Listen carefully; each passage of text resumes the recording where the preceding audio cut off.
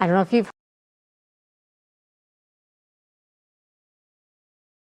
heard of the multiple reports. Northeast Ohio is on Bigfoot watch with at least 6 encounters reported in just 5 days. I'm going to push the president a little for only a partial disclosure in 2026. I call it a soft disclosure. And that was indeed. Authorities say 68-year-old William Neal McCasland was last seen at his home in Albuquerque on February 27th.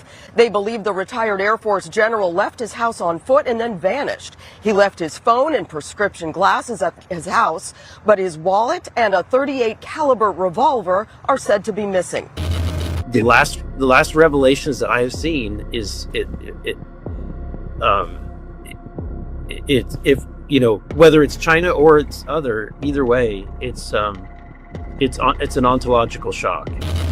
I don't know any more than any of you do, but I have a very strong, sneaking suspicion that we are not alone here on Earth right now.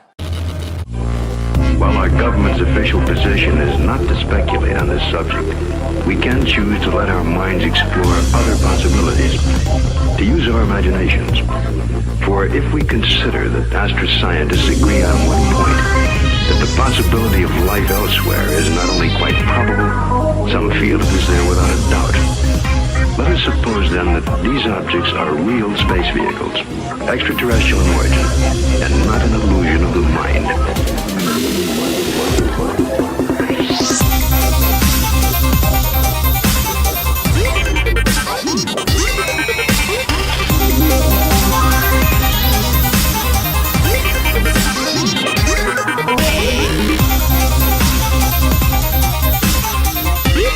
There's nothing to hide. There's nothing to hide at all.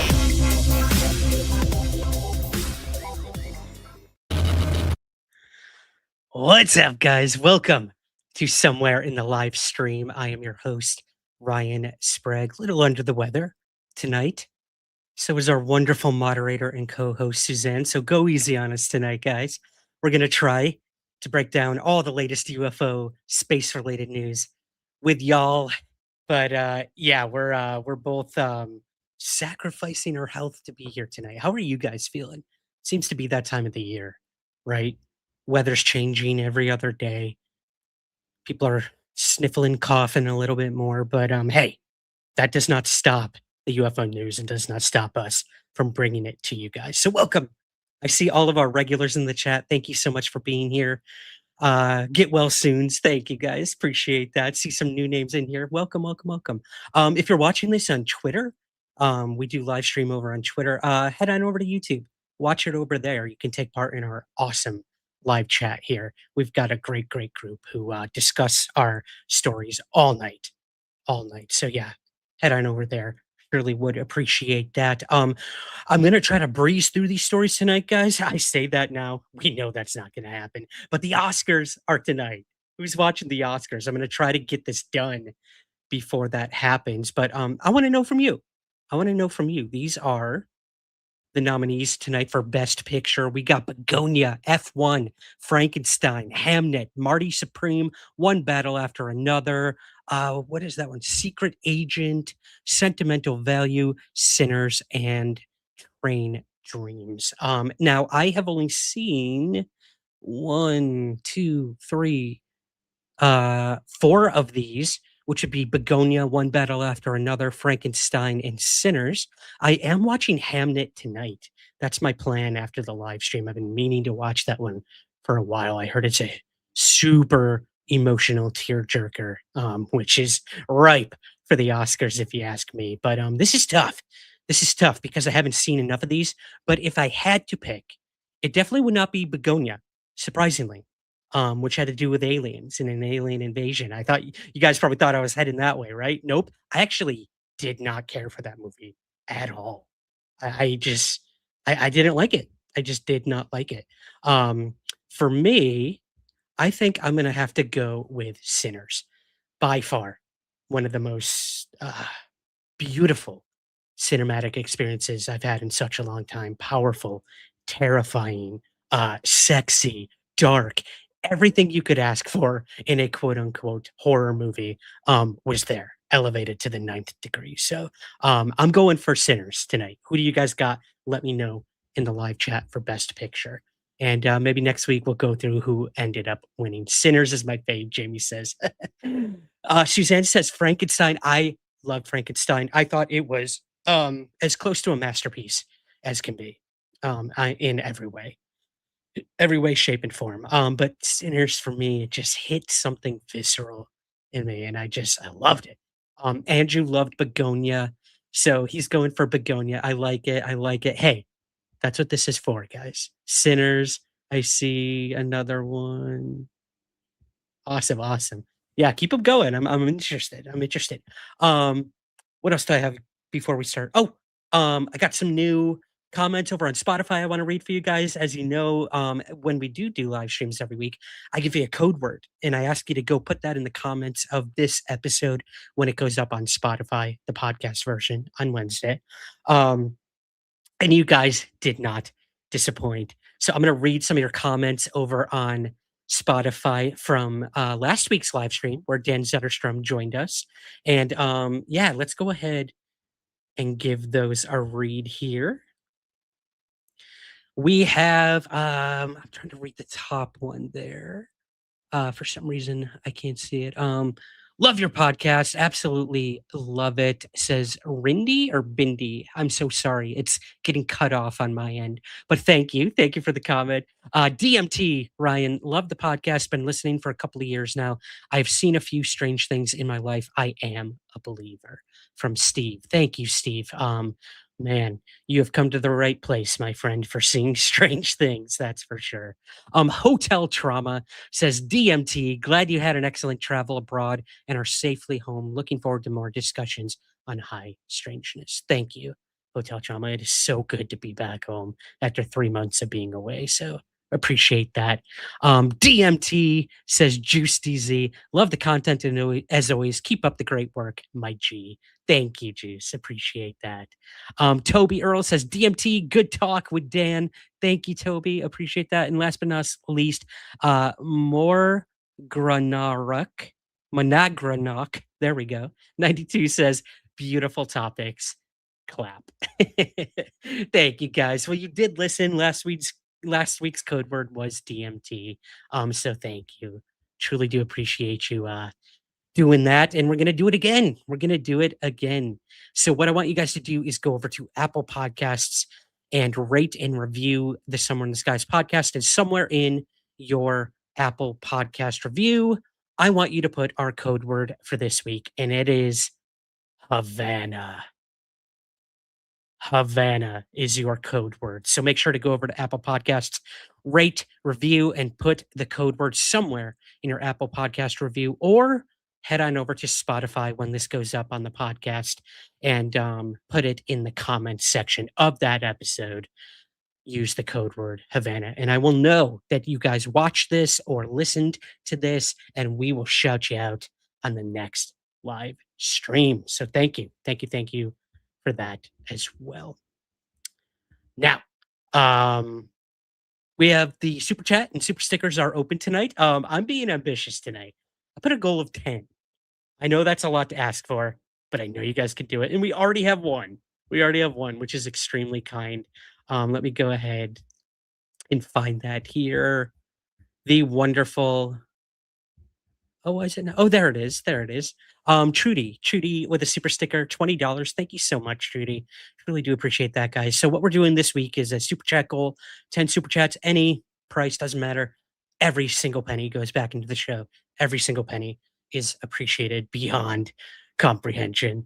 And yeah, if we reach 10 super chats tonight, I will do a video next week that will be the most anticipated upcoming Hollywood UFO projects, which is also a story we're going to cover tonight. But I'm going to go through which ones I'm anticipating the most coming up. Some ones that you guys probably don't know about either. So I'm excited to make the video, but that is if we reach our goal of 10 super chats tonight.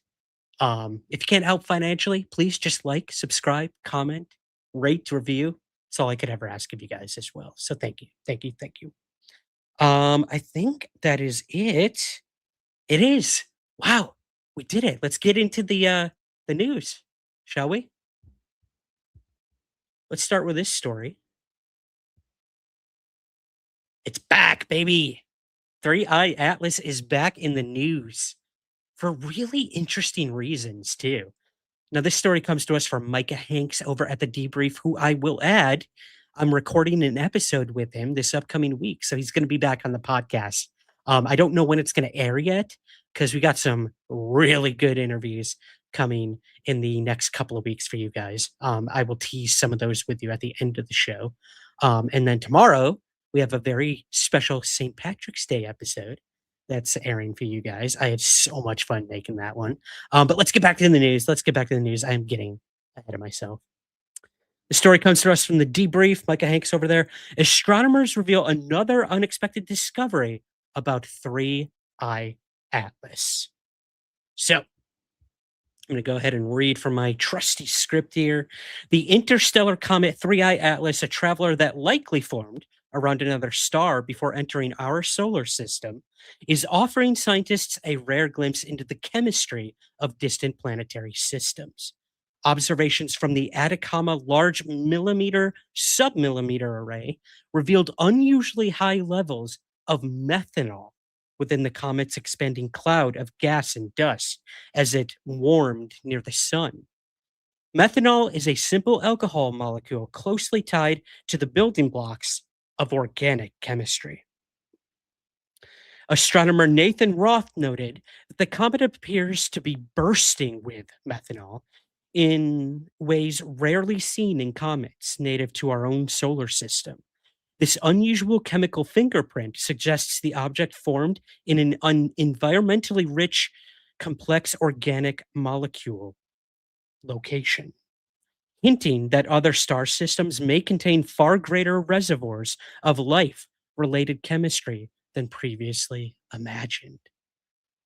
Wow. The mystery of 3i Atlas just gets deeper. Interesting. Alongside methanol, scientists also detected hydrogen cyanide, another molecule associated with prebiotic chemistry, though in proportions very different from those found in our own comets. Such differences suggest that the chemistry of interstellar space may vary widely from system to system.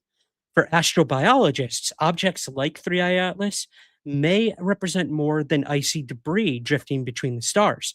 They could be natural carriers of organic compounds traveling across the galaxy.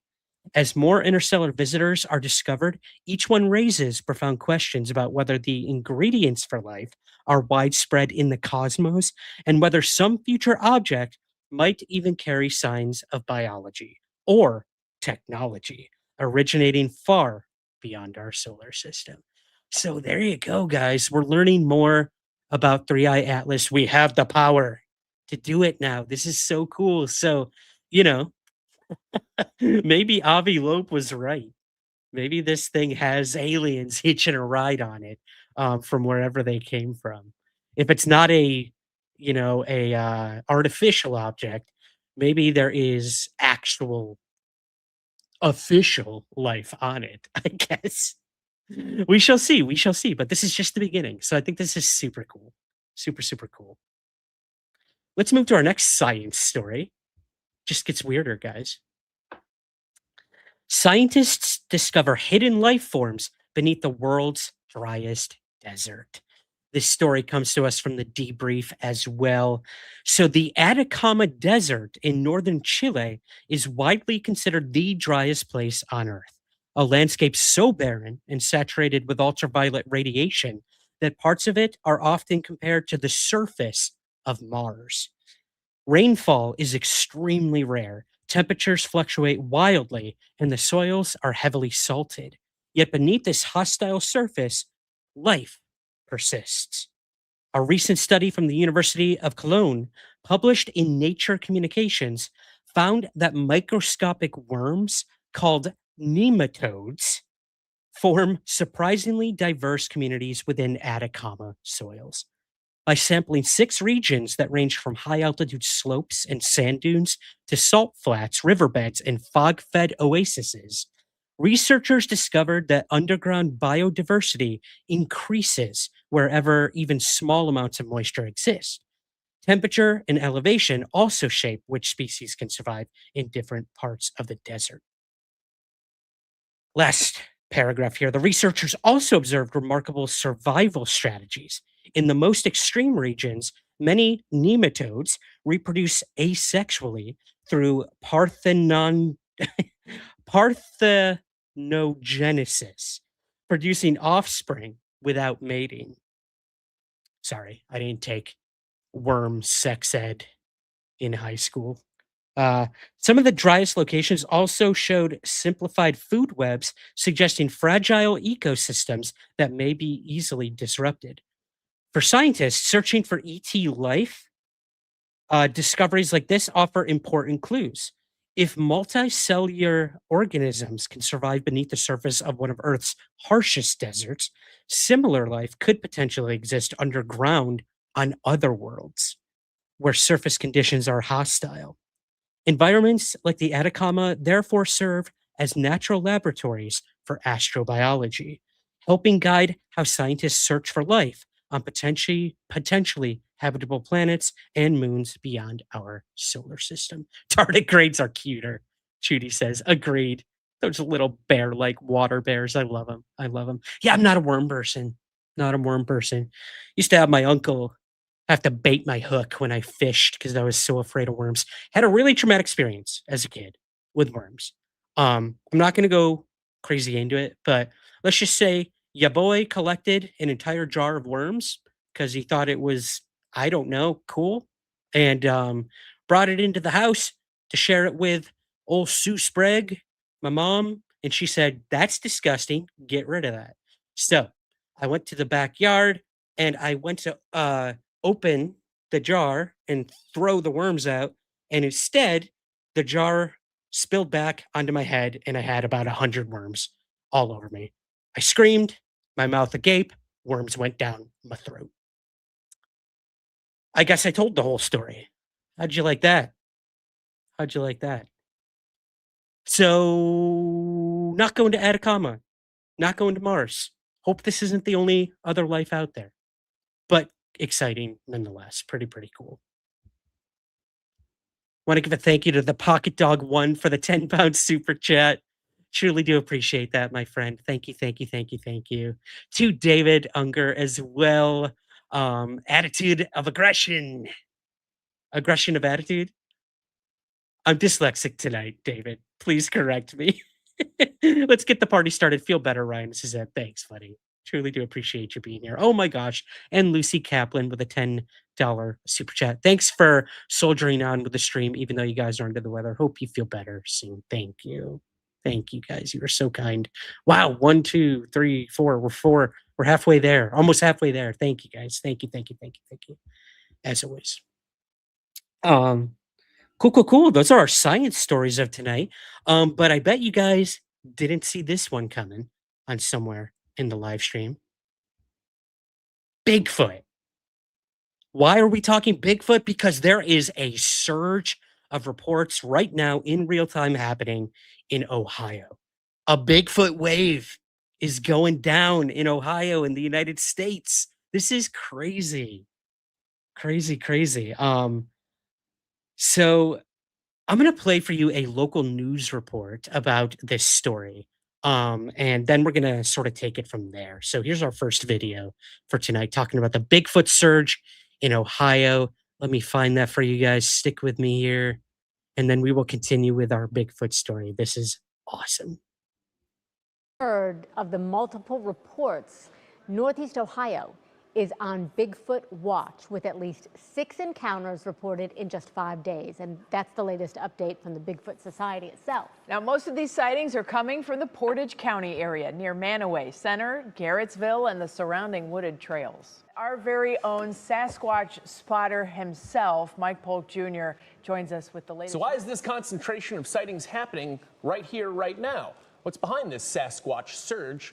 And how concerned should Northeast Ohioans be? But, you know, again, we're just still waiting for that smoking gun, not from the Bigfoot hunters. Leave him alone. I mean, the smoking gun that proves that he's wandering around Ohio. Wouldn't it be cool if it were right here in our backyard? The missing link got discovered in 2026? Wow. So that's pretty cool. They mentioned the Bigfoot Society. Now, if you guys are not familiar with the Bigfoot Society, it is a podcast all about Bigfoot. People call in with the reports about Bigfoot sightings, and the host, Jeremiah Byron, he just basically has had an influx of these things happening in Ohio. So much so that as he was airing these episodes, he realized, oh my God, like this is a wave. This is a Bigfoot flap happening in Ohio, and it caught national attention. And now the story's going viral. Jeremiah was recently on the BBC talking about this, PBS, I believe, as well. He was interviewed in that local news report that you just saw. But the reason I didn't show you Jeremiah Byron's interview in that is because I reached out to him myself, and he sent Somewhere in the Skies an exclusive video talking about the Bigfoot search. So here he is, the host of the Bigfoot Society, Jeremiah Byron, updating us on what is going on over there in Ohio, how many reports there are and whatnot. And yeah, let's hear from Jeremiah all about this Bigfoot surge. Let me find that video for you here. Where is it? Here we go. Information is accurate as of recording time, which is Wednesday, March 11th at 6:39 p.m. Central Standard Time. Hey, Somewhere in the Skies fam. This is Jeremiah Byron from the Bigfoot Society podcast. Ryan asked me if I could do a quick update for you guys, and I said, hey, I sure can. So let's talk about what's been going on with the Ohio Bigfoot sighting flap. It is absolutely wild. I'm going to try to summarize this best I can. So it starts out March 6th. The first witness, who was a cryptid researcher, had a sighting there as they were hiking around, and that was a 9-foot tall Sasquatch. And then there was a second sighting this was in Manaway Center on the 7th, and that was an 8-foot tall brown Sasquatch. Now, if you follow the maps that I've been making, it moves over to Garrettsville, Ohio. There were 2 sightings on the 9th of March. One was an individual that was hiking in the woods, I believe, got scared. This one and the first sighting was from the Bigfoot Mapping Project. Now, I did have an individual reach out to me about this is the second sighting on the 9th, This is about 11:47 a.m. These two individuals were hiking on Headwaters Trail near Garrettsville and saw what they said looked like a 10-foot tall Sasquatch. They said when it growled at us, it turned its head, but it didn't turn its neck. It turned its shoulders. And also, when it seemed to move, it had almost stilted legs, which is very interesting. Now, I got another sighting later that day, an hour after it happened, down in Windham. So this is even a little bit southeast. This is at 6 p.m.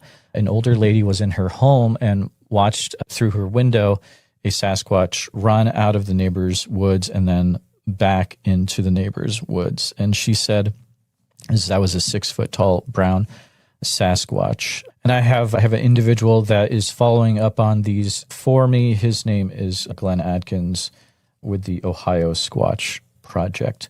Also on the 9th, I heard from an individual that had an encounter over by Streetsboro 303, I believe was the route, and her and her daughter were driving from Streetsboro to Hudson. There was a Sasquatch in the same lane of traffic as them.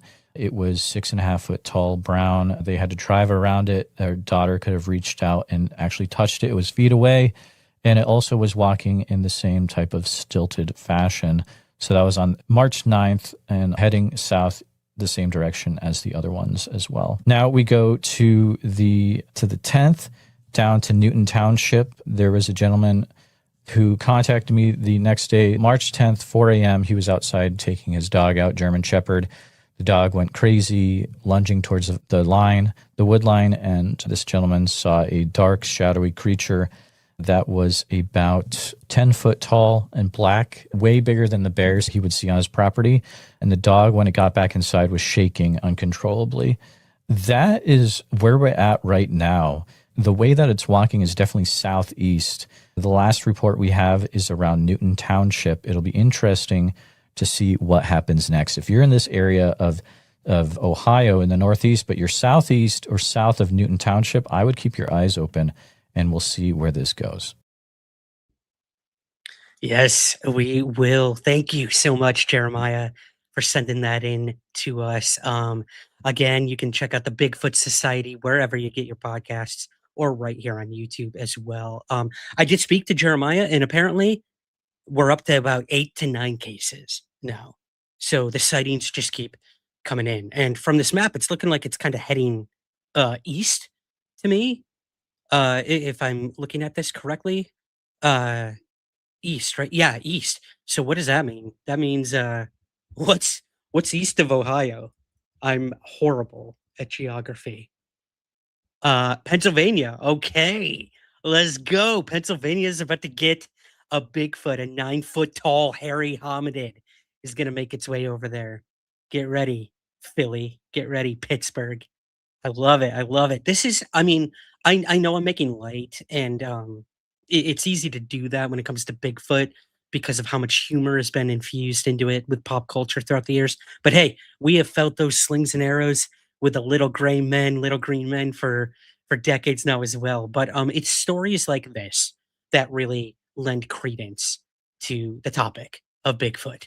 I mean, right now we've got Pentagon programs studying UFOs, congressional UFO hearings. I know within the next 10 years, we're going to start having scientific inquiries and official investigations into things like Bigfoot or missing links or cryptids in general. For sure. But for now, we have Jeremiah to thank and to depend on when it comes to serious, credible reports of Bigfoot. So be sure to check out the Bigfoot Society to keep up to date with the story. Like I said, it is developing. More sightings are coming in. So be sure to go follow him wherever you get your podcasts, or on Twitter or Instagram. He's everywhere. Just search for Bigfoot Society. And again, a huge shout out and thanks to our good buddy Jeremiah over there. I had the opportunity to meet him in Ohio, actually. We were both speaking at the Small Town Monsters conference out there in Ohio. And it was so good to finally meet him. And we've been trading podcasting stories ever since. Really, really good guy. So there we go. There's our Bigfoot story for the month. I don't think we've covered Bigfoot yet. So there it is. But cool. Let me go check the comments here from you guys. Someone said I would crap my pants if I saw a 9 foot tall Bigfoot. Me too. No, thank you. No, thank you. 9 feet tall. Come on, making this short king over here feel even shorter. Short kings for life. I can relate to those little green men. Okay. We're going to take a very quick break, guys, because we have a lot of UFO news to discuss with you. UFO drama, UFO trauma, some disturbing stories, and everything in between. We're going to be covering a representative who's trying to pass a bill on UAP studies, which is so cool. Hollywood is in a battle for UFO disclosure. Endless projects coming out. We're going to discuss that. The Disclosure Foundation is sending some letters to a group who has been less than, I guess, respectable to Dr. Beatrice Villarreal in her recent scientific papers that have come out. So we're going to read that letter and talk about that story. We've got the 2025 Canadian UFO Survey has been released. So we're going to hear from Chris Rakowski, the preeminent UFO researcher in Canada, who has put that survey together. We're going to be talking about the Trump disclosure announcement. Was it fake?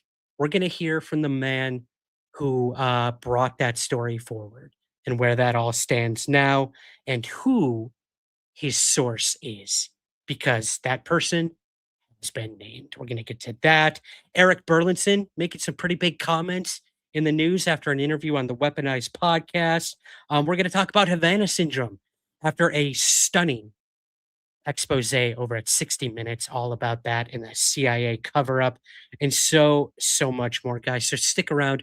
We will be right back with Somewhere in the live stream with our co-host, Suzanne Landers, to break down all of this with you guys. So stick around, and I'll see you on the other side. Hey guys, Ryan Sprague here from Somewhere in the Skies. The podcast has always been and always will be completely free for you to listen to. But creating it every week takes a lot of time, research, and resources. And to be honest, it's just never been free for me to create. That's why we built a few simple ways for you to help support the show and keep it going strong. You can join us over on Patreon or through Apple Premium. Both offer the same awesome perks. Ad-free episodes, early access to new content, exclusive bonus shows, and even priority to ask our guests your listener questions. It's a quick and easy way to support what we do for just a few bucks a month. And right now, you can even try Patreon for free for a week to see if it's right for you. To learn more and to join, head over to patreon.com/somewhereskies. That's patreon.com/somewhereskies. Or hit that subscribe button right at the top of your Apple Podcast feed. Thank you so much for listening, for supporting, and as always, keep looking up.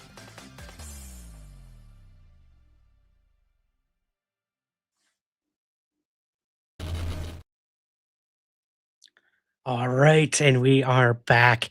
Guys, thank you so much for watching that little shameless plug for our Patreon. You can join at patreon.com/somewhereskies. We give you early access, bonus episodes, all of that. You want to hear our UFOs over Ireland episode to celebrate St. Patrick's Day? It is already available to our Patreon subscribers right now, or Apple Premium. You can join by clicking the subscribe button at the top of your Apple feed.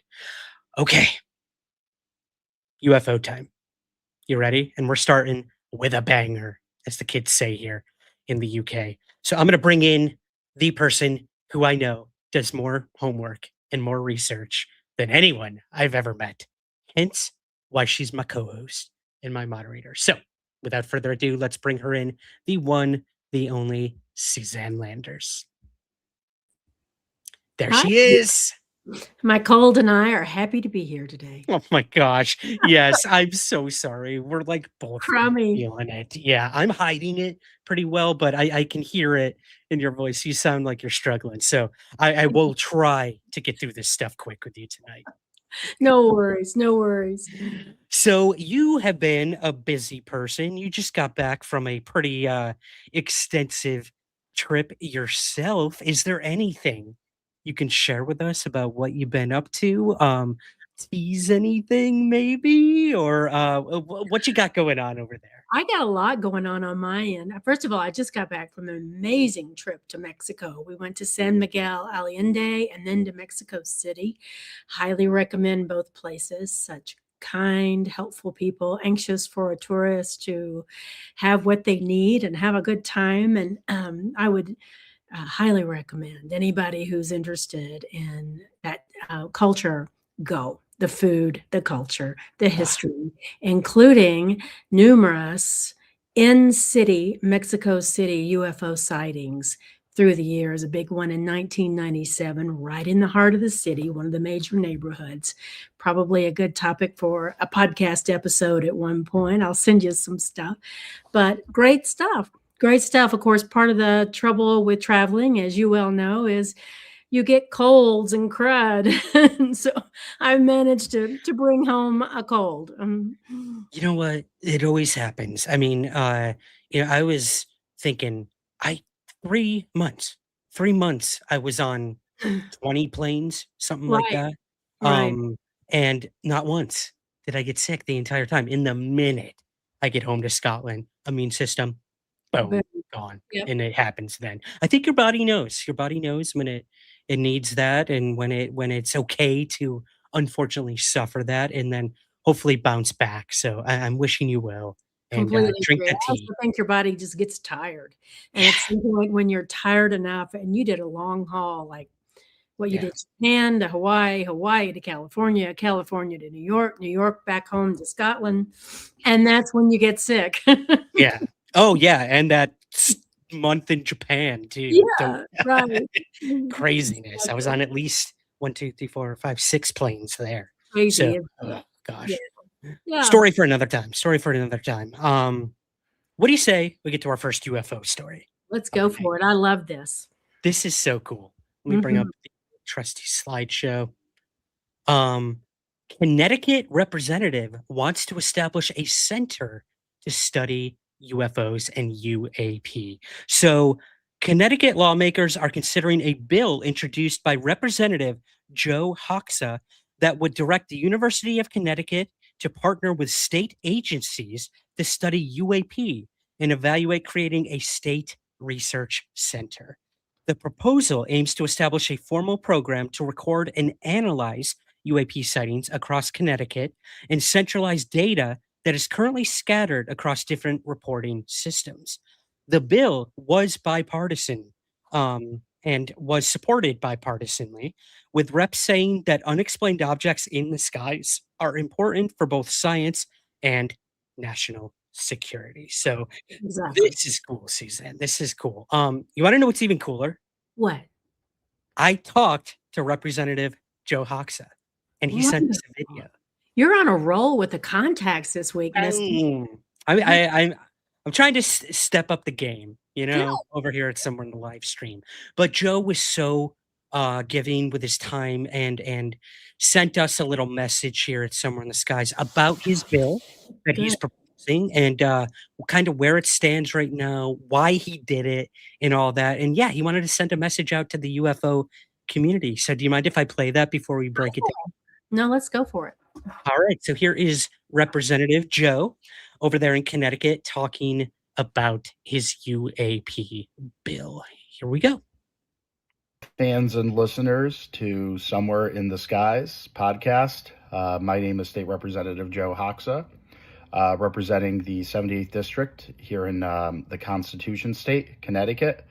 I serve in the House of Representatives and recently introduced a bill known as an act concerning the study of unidentified aerial phenomenon, HB 5422, for those of you that would like to look it up. There's not much language to the bill, and I had originally asked to for UAP to be defined as unidentified anomalous phenomenon, but they I guess didn't get the message. But regardless, this bill is a great first step in the right direction.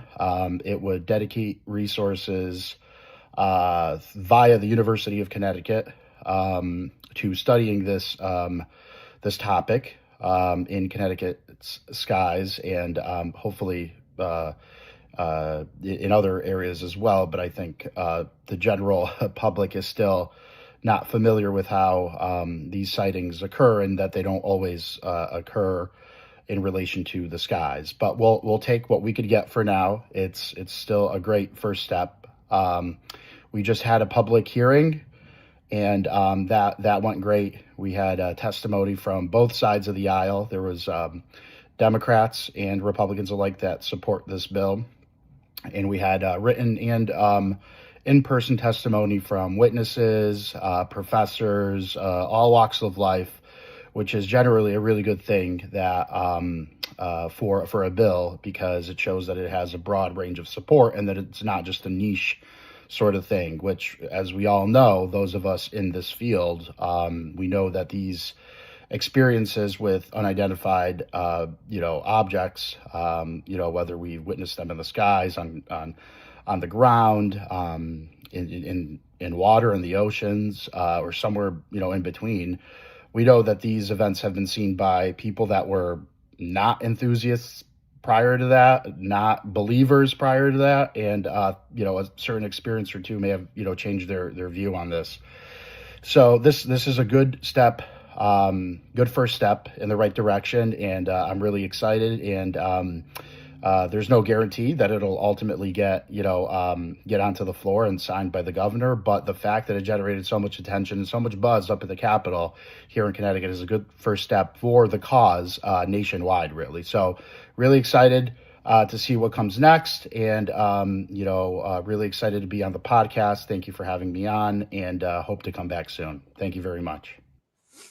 Such a good guy. Wow. Thank you. Mm-hmm. Thank you to Joe. It's so cool. So cool that he did that. I will say this, when you reach out to these representatives, it's very rare that you ever hear back. Either a staff member gets back to you and says no, or it goes into the ether and you never hear. He responded to, I was like, hey, I'm interested in this bill that you just proposed. I have a podcast. Would you want to say some words? And he was like, I had no idea anyone would be interested in this. Wow, thank you. And I'm like, yeah, a lot of people are interested. And what I love about this, Suzanne, before I get your thoughts, is this will be a trickle-down effect. This is a statewide thing. And then this will lead to other states being like, Absolutely. Maybe I should look into that. So I think this is so cool. He's kind of a pioneer when it comes to state legislation, when it comes to a UAP study group, as it were. So yeah, what do you make? What do you make of this whole story? Well, I think it's important for our listeners to ask some questions and then ponder some answers. One is, why little Connecticut? Why would a tiny little state be interested in doing this? And there's actually a really important answer. And the same answer is why the Disclosure Foundation might be stepping in to help this representative, which is what happened. Connecticut is one of those unique places in our country that has seaports, military things, air defense, you name it. It is sitting in tiny Connecticut. And our listeners may remember I think it was from the very first Soul Foundation review we did, where I think it was Tim Gallaudet saying, until we get all the data sources connected, we are looking at a pre-911 situation in America where this agency knows this and that agency knows that, and this agency over here has no clue about any of it. And you're watching this representative, the Connecticut legislature, and the Disclosure Foundation work together to try an initial step in one state to solve this problem. So I'm really proud of this representative in Connecticut. Absolutely. Now, as you were saying this, I did pull up the Disclosure Foundation's message about this. They are supporting this bill and they're helping with language and stuff. So if you don't mind, I'm just going to read the letter that the Disclosure Foundation, this is kind of a press release, but they sent like a 6-page letter to Connecticut, to the House, of legislation there, or what have you. And you can go to our show notes. I did put a link to the letter itself, so you can go read that show note. Wow, show note is in the links, Ryan? No, link is in the show notes. There we go. But this is the message from the Disclosure Foundation. The Disclosure Foundation and a coalition of experts in defense, science, public safety, and public policy have submitted formal testimony to the Connecticut General Assembly in support of raised bill number 5422, legislation authorizing a state study of UAP.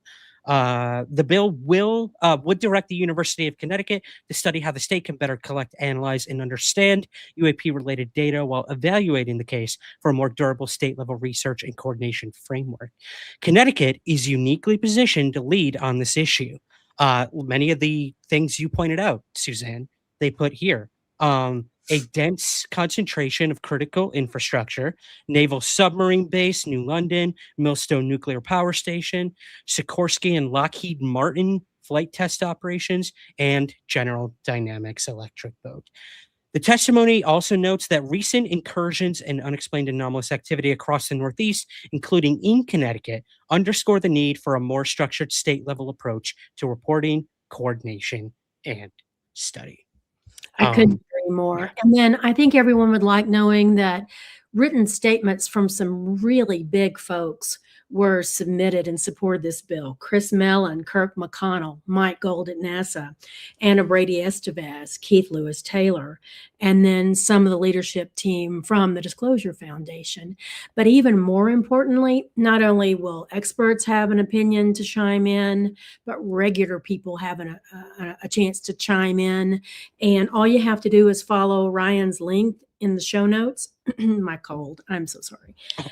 The link in the show notes. If you are from Connecticut or have been in Connecticut when something happened, because they're actually taking open statements. So check it out, everybody. You may have something to add, and who knows, you may have the one fabulous link to all of it. Yeah. And send letters, send voicemails, like reach out to Joe. If you're in Connecticut, if you're a constituent or anything like that, like show your support. We've been talking about this for such a long time. Like we get these big congressional hearings in Washington. And people are like, well, no, nothing's happening. It's not enacting any change. But we say it all the time, and it's cliche at this point. Change comes from the bottom up. Exactly. And I think with a more hyper local we are in supportive of endeavors like this, the better chance of all the states doing something like this and us actually getting somewhere. Exactly. So yeah, one step at a time. And this the big hearings that we watch and live stream from DC and whatnot, they're important and they're great. They need to happen, but they don't give experiencers much of a voice, if ever. So click the link, go check it out. If you've got something to add, please add it. Now is the time. Now's the time. Like Joe said, they already had a hearing. They had witnesses come in. It's bipartisan. Again, if this is the topic, Suzanne, that is going to bring the aisles together, right? I'm all for it. Well, and I'm proud of the Disclosure Foundation for recognizing this unique situation and stepping in to help. Exactly. Could not agree more. Shout out again to Joe, Representative Joe. Absolutely. I hope he's watching, and we thank you. We thank you for what you're doing over there in Connecticut, man. Making all of us UFO people proud, for sure. Exactly. All right. And hopeful. That's the most important part. Let's talk some Hollywood, right? Oh, let's do. Why not? It's the night of the Oscars. We gotta talk Hollywood. Yeah. So this story came to us from the Hollywood Reporter. Hollywood is suddenly taking UFO seriously with rival disclosure projects in the works. This is never thought this, right? I know. I'll read a little bit here. Hollywood is quietly embracing a new genre, the serious UFO film.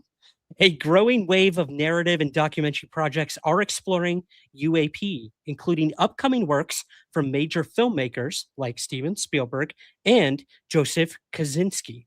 One of the newest additions is a movie called Unidentified, a fact-based Roswell drama packaged with UTA by producer and podcaster Bryce Zabel.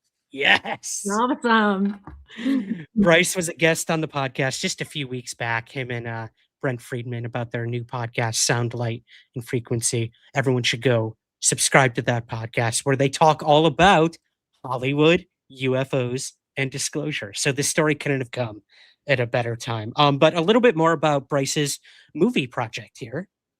Let's see, Roswell drama by podcaster Bryce Zabel is set to be directed by Sylvian White. The film unfolds across 3 timelines: the original 1947 Roswell incident, a 1990s investigation into witness testimony, and a modern-day murder mystery tied to the case. Whoa. It centers on researchers Stanton T. Friedman and Donald Schmidt and draws partly from the book Witness to Roswell. This is like my dream come true. I know. Roswell movie. I know. Exactly. Oh my gosh. I mean, there was a Showtime hearing too. Yeah. There was that Kyle MacLachlan Roswell movie that came out, I think, in the 90s, which is great. It's great. But this is like the real, true story with like the researchers who basically broke this story. So make this movie, Hollywood. Somebody, God, give this man. See, Project Hail Mary, Disclosure Day, and this movie all on the same day, right now. Yes, it'll be the next Barbenheimer. We're just mix them all together. Just put it together and feed it to us. Yeah, I'll take it all. Here's the last paragraph for this story. The project is part of a larger Hollywood shift towards grounded UFO storytelling.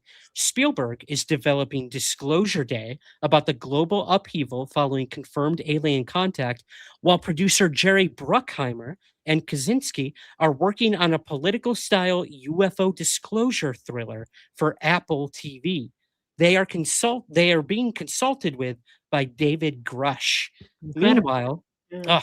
Meanwhile, a reboot of The X-Files is in development at Hulu from Ryan Coogler. A biopic on the life of Coast to Coast AM's Art Bell is being sold right now, starring Paul Giamatti, and a Betty and Barney Hill abduction documentary over at Netflix, produced by Barack Obama. Wow. And last but not least, a documentary by Louis Theroux on the alien autopsy film. So I didn't even name them all. That's just what's coming like in the next year, 2 years, which is crazy to me. It's amazing. You know, there was lots of chitter chatter around 2026 for the last 4 or 5 years about it being a big UFO year. Well, this just adds to that in my mind. You know, just lots of stuff going on, lots of discussion, lots of coverage, and every bit of it is important. Every bit. And, you know, people are really getting excited, I think, about the Spielberg movie. Is it actual disclosure? Is it not?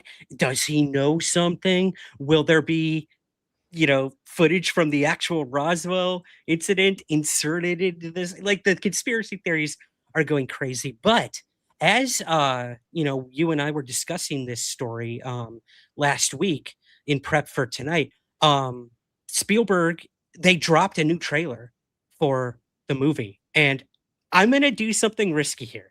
I think we should watch the trailer. I think we should too. Why not? Get our reactions to it. And I'm just giving an audience warning because Spicy Ryan got all over Twitter this week about this trailer. So don't be dogging it. Yes, Ryan's claws came out this week on Twitter. I don't know why, but I'm in straight up bitch mode, baby, and I'm just riding that wave. I'm in 5th gear, so let's keep it going. So let's watch this. This is a trailer reaction. We're watching this for educational purposes. Please do not copyright strike us, Steven Spielberg or the deep state. We're trying to help. We're trying to help. We're trying to help. God damn it. So let's go ahead and watch the new trailer for Disclosure Day. Here we go. What did you steal? Secrets. The data they paid me to protect. Are they people?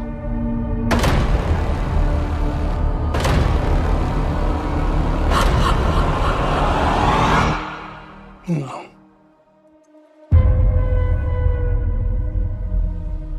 Good morning, Kansas City. Let's take a look at today. Today is today's. Do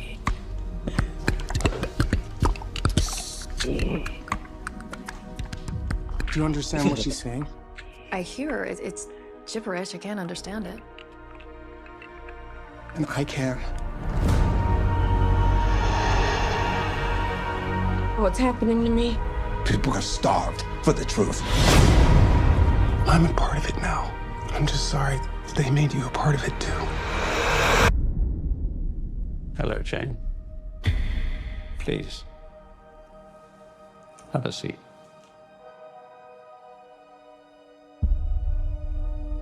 Whoa.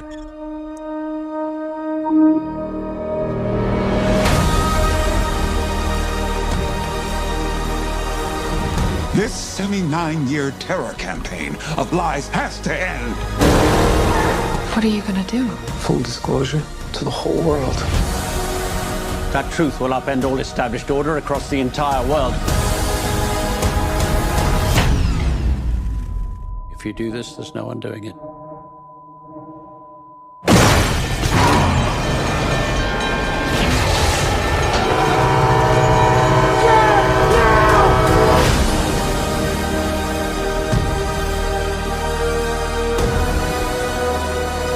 Why would they do this? When the time is right, everything will become clear.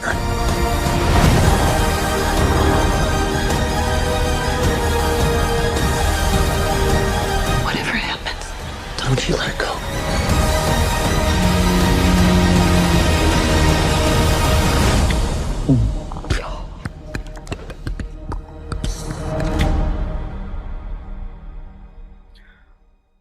Oh, that creepy clicking. I need a cigarette. You don't even smoke. What are you doing? Oh my God, that was so good. That is how you cut a trailer. That's how That you is do how it. Right there. I don't even know where to begin. There's so much you could take from that breakdown. Initial thoughts about what to expect this summer when this movie comes out.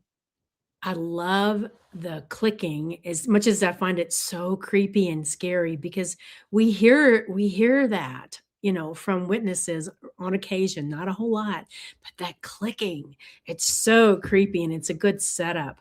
And also the visuals, we're only getting a few of them right now. I have a feeling they're going to be spectacular in the theater when the movie comes out. But the things moving without apparent motion, which is one of the things that really motivates me on this topic is sort of that free energy, that kinetic and telepathic stuff that goes on that we hear about. So I'm so excited. I am too. I mean, even like it looks like we're getting kind of a staged Roswell thing too. Like it's like almost a cover for whatever the actual disclosure is. Like interdimensional, it seems like. There's just so much to break down. I'm trying to pull up. Sorry if I seem distracted. I've been trying to pull up the new poster because I loved it. Let me see. Here we go. See if this works. Got it? I believe so. There it is. Yeah. Oh, so cool. Sort of that all-knowing eye. Yeah. I love it. I love it. So kind of the reason I wanted to bring up Spielberg primarily is because he was recently interviewed at South by Southwest, which is taking place right now, about Disclosure Day. And a clip has kind of been going viral about something that Steven Spielberg said while doing this interview. So I think that's where we should move next. Should I play that clip? Absolutely, you should. I love it. Awesome. Let's do it. Let me find it here. Here's Steven Spielberg at the South by Southwest film conference that's going on right now. Maybe. Oh, here it is. Okay. Reinvigorated me in wanting to make the first UFO movie I've made in 50 years, because it'll be almost 50 years since Close Encounters was released in '77, was when the New York Times came out in 2017. And it was an article written by Helene Cooper and Rosenthal and I believe Leslie Keene. And it was an article about the Navy pilot who was flying a Navy FA-18F fighter jet off the Nimitz, the aircraft carrier Nimitz, and had seen something on his FLIR and had essentially recorded it and basically reported it. And the New York Times, and I believe it might have been, I forgot who leaked it to the Times, but it was leaked to the New York Times. And they wrote this very serious article about is there a cover-up? Has the government or the military, Air Force, the Navy been covering this up? And it was just a fascinating story, and it completely rekindled my interest in this subject matter. And then, of course, there was a subcommittee hearing in 2023, which some of you might have seen, with three former, one person worked in intelligence, one was a Navy pilot, and two were in the military. And it was a fascinating Q&A under oath, by the way. And so my feeling right now is this: I don't have any information exclusive to me that all of you here, if you read about this and have seen the plethora of documentaries about this dating back to 2018, where these documentaries really started to roll out, I don't know any more than any of you do. But I have a very strong, sneaking suspicion that we are not alone here on Earth right now. Yeah. He continues to deny that he's had an experience or that he knows anything, but this sure does pop up constantly for him in his filmmaking. Right. You know, he said this is my first UFO film in 50 years. Shefford in the chat said, not so much. And yeah, I mean, Spielberg has had his fingers on UFOs and aliens a lot since then. I think what Spielberg's saying is like, this is my first true UFO film. The other ones had to do with aliens and time travel and all that stuff. But like UFOs, it was Close Encounters. And maybe a lot of people are theorizing this might be kind of a sequel, either officially or unofficially, of Close Encounters, or at least a bookend to his kind of serious, real world UFO filmography, I guess. But yeah, I mean, you've got War of the Worlds. You've got what other ones has he done? Shepard, remind me. Yeah, around War of the Worlds. I watched that again yesterday. That movie has held up, but in many respects, so has The Third Kind. You know, it's Close Encounters of the Third Kind. Close Encounters. Yeah, it is a little bit dated. So I think this is a perfect time to do a much more serious focus look for him. Absolutely. Yeah. And there you go. He produced Taken, the miniseries, which is that's right. Fantastic. Yeah. Absolutely fantastic. I know Bryce Sable and Brent Friedman, who we had on the show, they worked on Taken. And they actually got to sit down and like talk to Spielberg. And that is still watchable. I think you have to rent or buy. I can't remember, but it's out there if you're interested in watching it. Well worth it. I'd have to look. Yeah, I've got the box set of DVDs, but I don't have a DVD player anymore. Yeah. Super 8. He did Super 8 as well. Yep. Yeah, he's all over aliens. Yeah. It's gonna be exciting, cool. I think. Hollywood's got it. Hollywood has got it down. I cannot wait for all of these projects. And again, if we reach our goal of 10 super chats tonight, I will make a video about the most anticipated UFO projects, upcoming UFO projects as well. I do want to give a shout out to the biologist for the super chat for the worm story. He says, love it. That alone is worth 5 pounds. It is. And a super sticker from Michelle as well. Thank you so much, guys. We're almost there. We are getting there. We're getting there. All right. Let's move to another interesting story here. And this comes to us about Dr. Beatrice Villarreal, who we've had on the show a few times now. I remotely spoke with her at an event in the Hexham, UK. I believe she will be joining me in Hexham, UK again this summer for the return of the Cosmic Frequencies conference there. I'll have more information about that in the coming months.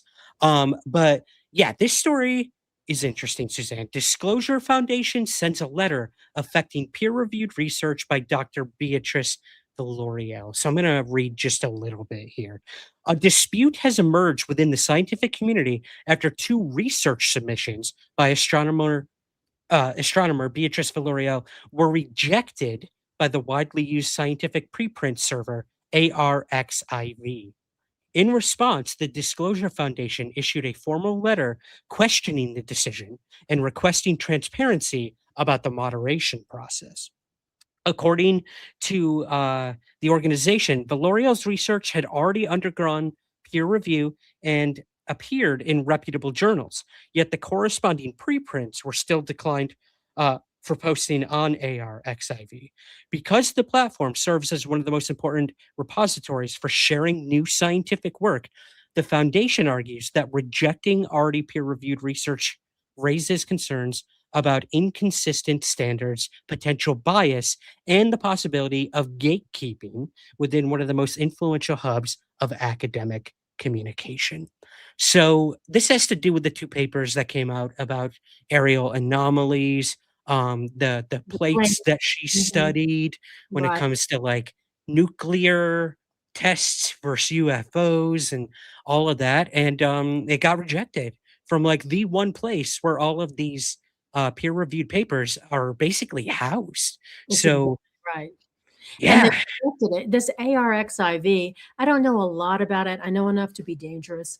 I know that over the years, it has really become the central hub for these kinds of documents to get out there, and that it is normal process for arXiv to post the work and then the comments.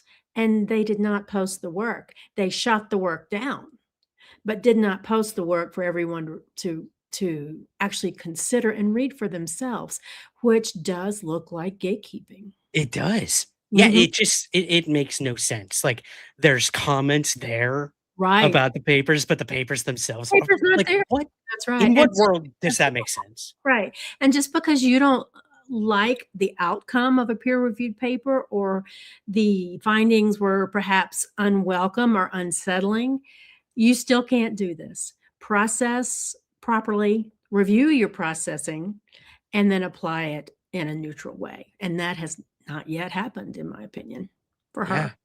This could be, she could be made an example of their inconsistency, their bias, and maybe like some sort of formal investigation can go into this and they can look into it. The Disclosure Foundation's letter calls on arXiv to clarify its reasoning and reconsider the rejection, warning that restricting unconventional but peer-reviewed work risks reinforcing the long-standing stigma surrounding serious scientific investigation of UAP.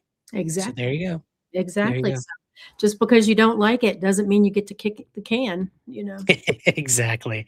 I did link in the show notes to this letter as well. Man, the Disclosure Foundation is just writing letters left and right, aren't and they? And I love this. I hope that the audience will take some comfort, I guess is the right word, or appreciation of the fact that the Disclosure Foundation is watching and acting. It's not just sitting back and letting things roll. It is active. Oh boy, are they. I know a lot of the behind the scenes going on over there, and they are doing a lot. This isn't some like grifting foundation set up for people to put money in their pockets, because a lot of them are. I'm not going to lie. A lot of these organizations and groups that you see pop up, they disappear within months because they ain't getting that coin. This is not what's going on with the Disclosure Foundation. In fact, I know that for the opposite. The Disclosure Foundation is expending time, money, and energy with zero returns, and that's what you want. You want an organization that does not have a money thing in the game. Just let them do the work, analyze carefully with bright minds, and let's move it forward. Yeah, Absolutely.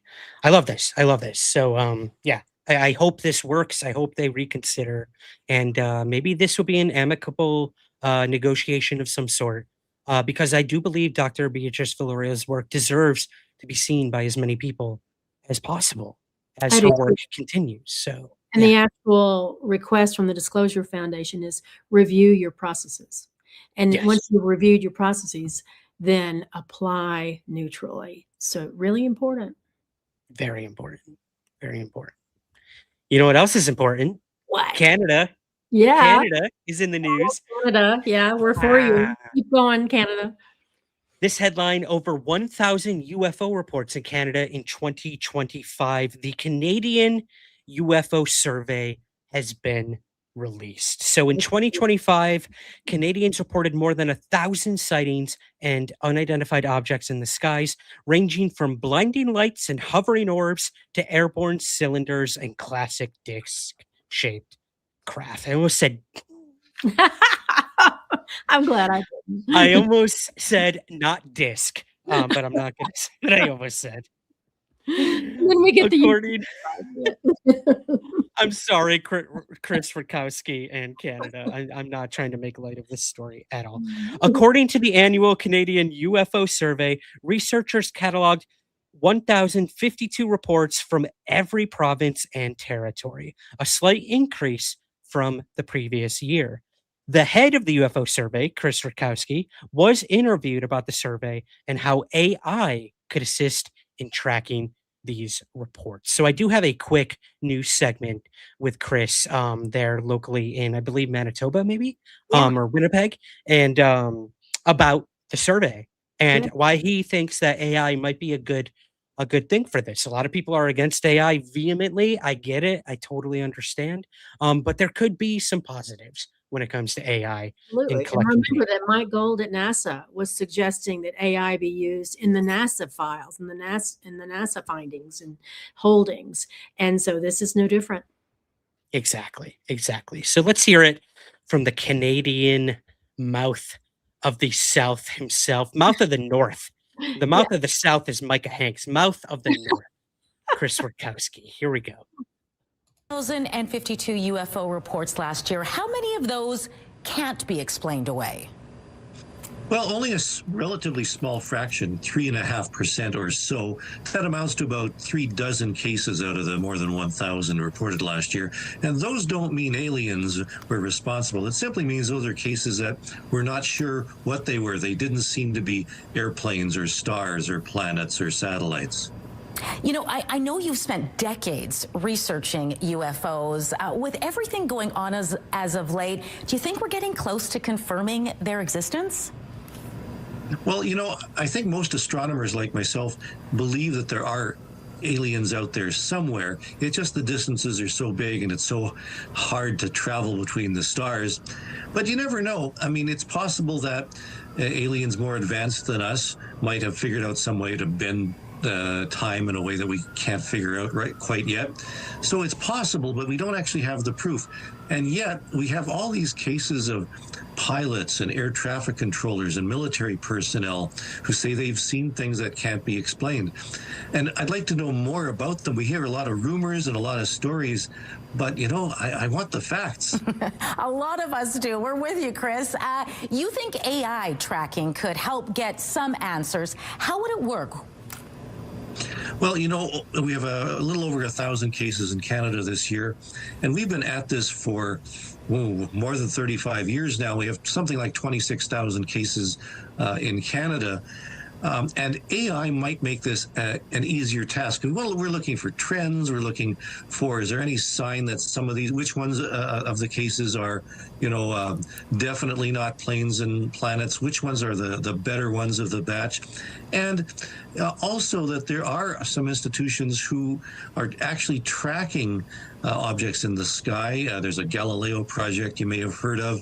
That has about 1 million objects that it's tracked now. And they're actually training AI to distinguish between clouds and planes and everything else in between, to look for the ones that are a little anomalous. So AI is going to be a very good tool for sifting through all this data that we're going to be getting. Interesting. How common are UFO sightings here in Manitoba, and what is most commonly described by those who make the reports? Well, 1 in 10 Canadians believe they've seen UFOs, so the same for Manitobans. And, last year, Manitoba and Newfoundland had a few more cases than they did in 2024. Alberta and BC went down a bit, so it tends to even out. But the typical object seen in the sky and called a UFO is simply a light that to a witness doesn't look like a plane or a star, and they think it must be something different, so they'll report it. And that's what we're looking for. We're looking for reports from the general public. We get reports from pilots and air traffic controllers and RCMP, but we also have to get it from the general public, because there's a lot of cases out there I'm sure we haven't heard of. Okay, my next question then is, if we do see something strange in the sky, where do we report it? Well, other than people can report to you, I suppose. This is true. Yeah, let me know for sure. Absolutely. But Transport Canada accepts reports from the general population, but they can also report it to the Canadian UFO Survey, because we gather cases from all across Canada, from private and official government institutions. Just a matter of getting them all. Not many people can pull off a bow tie. Right. But Chris Rakowski can do it. He's done it. Yeah. So many good points in there. Love Chris. I'm actually contributing to his upcoming book, which will be coming out in the next 6 months or so, about UFOs in Canada. So be on the lookout for that, guys. I had an opportunity to read it. He's in everything. He's amazing. He's like the one-man show there in Canada. I mean, literally, Sky Canada project that's going on, the Canadian government, when it comes to UFOs, it's not Chris going to them. They are going to Chris to get things. It's amazing. Wow. So I think this is awesome. I also thought some of our listeners might find some of the unusual stats. They obviously had an increase in items report, but guess what else went up? Duration of incident also went up wildly. And here are a few stats. In 2022, the average incident was 13 minutes. In 2023, the average incident was 16 minutes. In 2024, the average incident was 36 minutes. And in 2025, it is 47 minutes. So something else is going on, right? You know me, I love to dig around the bottom of this stuff. I don't know what that means, but I'm still thinking on it. I don't know if we're being shown longer glimpses in order to better acclimate to the concept, or what's happening, but I find that interesting. A 46-minute duration of a UFO sighting? Yeah, and the other thing, I think the other stats, are what people would expect. Larger populated areas have more reports, and so you'll also see them breaking it down per ratio, per capita, to try to get the real percentages of these areas, not just the increased numbers. Wow. Sorry, that really caught my attention. These events used to be so fleeting, like in the blink of an eye, the UFO's gone or whatever, but wow. Well, and think of things like the New Jersey drones. Those went on for hours. Yes. They went on for hours. So you can see how these numbers might jump. Mm-hmm. Yeah, absolutely. Yeah. But we got to get to the bottom of it. And I know Sky Canada project is in full force over there right now. And Chris is consulting with them, and they're compiling data using his information, Transport Canada, all of it. So yeah, go Canada. It's my third home. Nah, my second home. I've got too many. I know. Also, shout out to my good friend Darren, who I saw in the chat as well over in Osaka. That's my fourth home now, Osaka, Japan. Yeah. Got to meet up with Darren a couple times when I was in Japan, and can't wait to go back already. So shout out to him. Okay, I got to ask you something.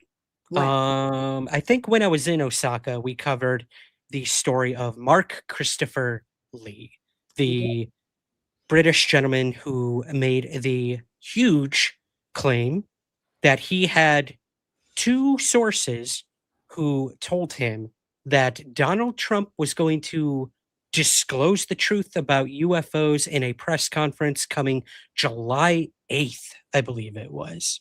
And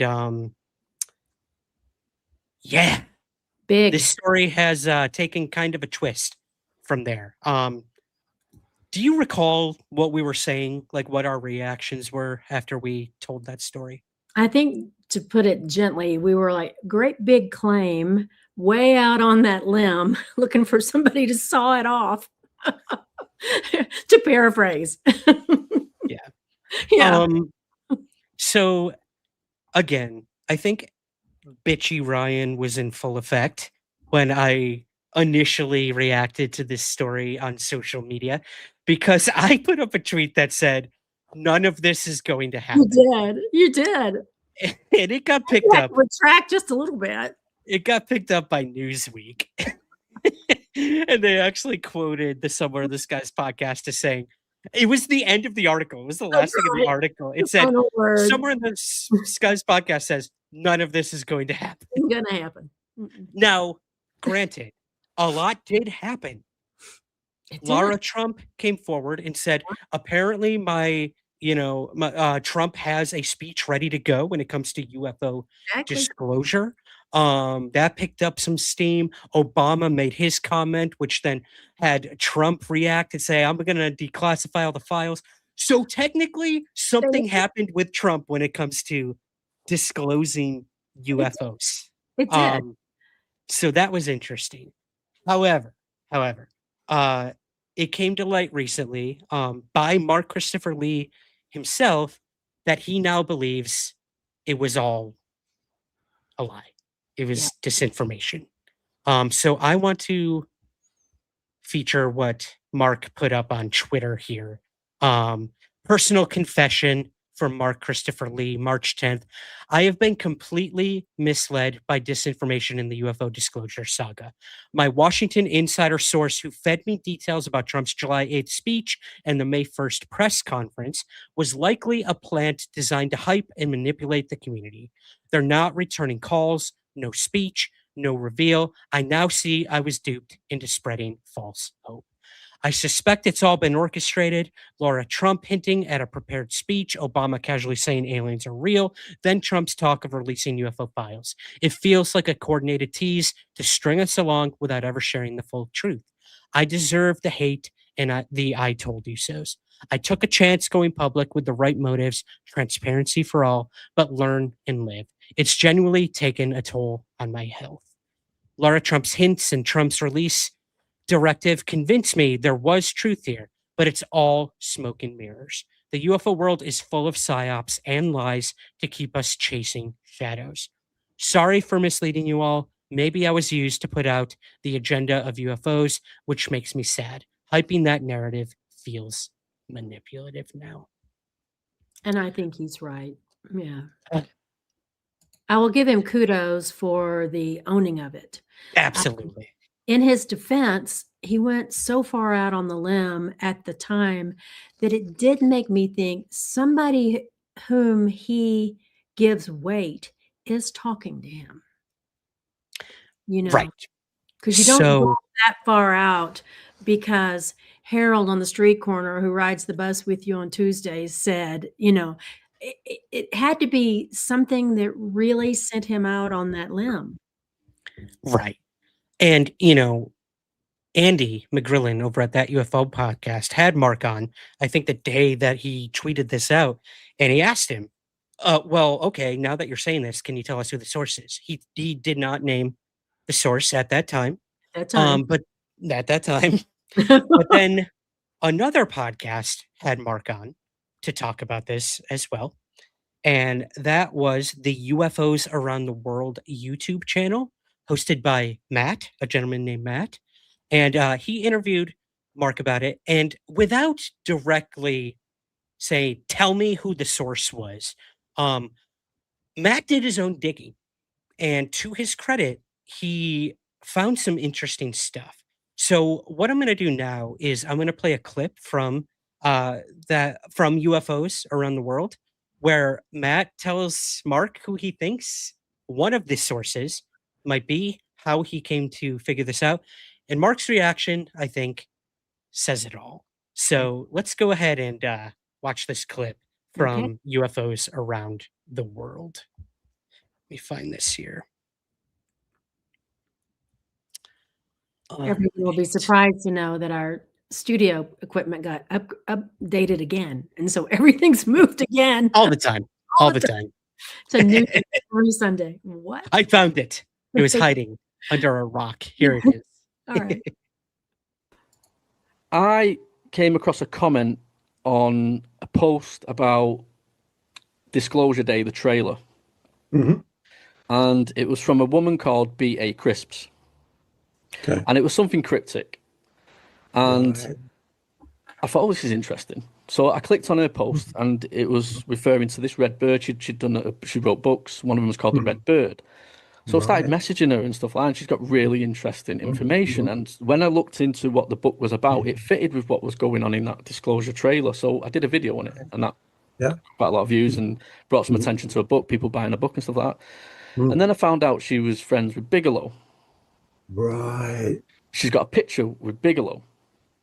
And then, so this is totally random. Me just being nosy on X, start speaking to a woman about this, and we end up sort of friends now on social media. And she's a lovely woman, by the way, a really lovely woman. And she must have seen you do that post, and then about the thing, and then it's carried on and so forth. And then she said to me, I'm going to read the message, because I can send it now. At first, she didn't want me to, so but I want to send you something, but I do not want you publicly posting it. Okay. You may mention the exchange publicly, but don't post the screenshot. Then perhaps it's time for us to share a conversation on your podcast. So I was like, oh, okay. So, but okay, cool. You can trust me and stuff like that, which you can. And so this is the message, and it's from Robert Bigelow to B.A. Crisp, and it puts, interesting. I'm going to push the president a little for only a partial disclosure in 2026. I call it a soft disclosure. And that was in December 2025. Okay. So it would appear that the source who went dark on Mark and who may have had something to do with this was Robert Bigelow. One of the faves. Crazy. This is crazy. People are asking, who is that woman with Bigelow? She's known as B.A. Crisps, as Matt mentioned. She is an author, and this is interesting. The reason that Matt reached out to her is, and thought maybe this could have been some sort of connection, is because she wrote a book that was implemented into this institution that Robert Bigelow is now running that has to do with consciousness and stuff like that. So they, I believe, became, through being colleagues, became fast friends and whatnot. And that's how that text apparently, allegedly, came to be, of Robert Bigelow telling B.A. Crisps, I'm gonna push the president on a disclosure. Right. And the reason that there might be some credence to this is because there are connections between Donald Trump and Robert Bigelow. Robert Bigelow has been an enormous funder of Trump's previous campaigns. So it is very likely that they have come into contact with one another. How many times? We don't know. And that the topic of UFOs may have come up, or Bigelow planned on bringing it up. So there you go. This is weird. It's crazy. If it was the source, is it true? Or is it this all, a fabrication? And I don't know. Yeah. I don't know what to make of any of this.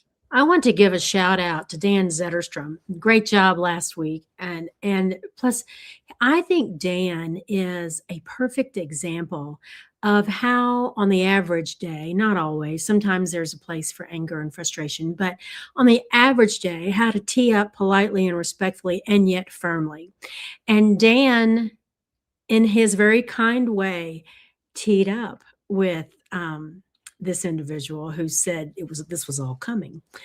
And basically Dan's position was, you owe whoever told you this nothing if they've walked away from you. Out them, tell their name. And you may have chimed in under Dan. I chimed in under Dan. So did some others. Of course I did. And you know who wasn't respectful and was, Were you being spicy? I don't remember you being particularly spicy on that one. Was being it all up again. This guy. Yeah. No, I was a dick. And it's because I was frustrated with Mark not naming the source. Yeah. But you know what? I've never been in this situation. Right. I've never been a podcast or a YouTube personality or UFO celebrity, whatever the hell you want to call all that shit. I have never been a one who has been reached out to by a source and told, hey, an object's coming to the earth. You better watch out. Or the white lady is coming to that's what he land and teed up on Twitter about everybody is Chris Bledsoe again. That's where I'm at. If you want to just go quick look on Twitter. Don't get me started on the Bledsoes. But I said to Mark, I'm like, dude, like, all right, you owned up to this, which is more than 99% of the UFO community can say about owning up to stuff. And I do think you can retain some credibility by doing it. For sure. Or reclaim some. Absolutely.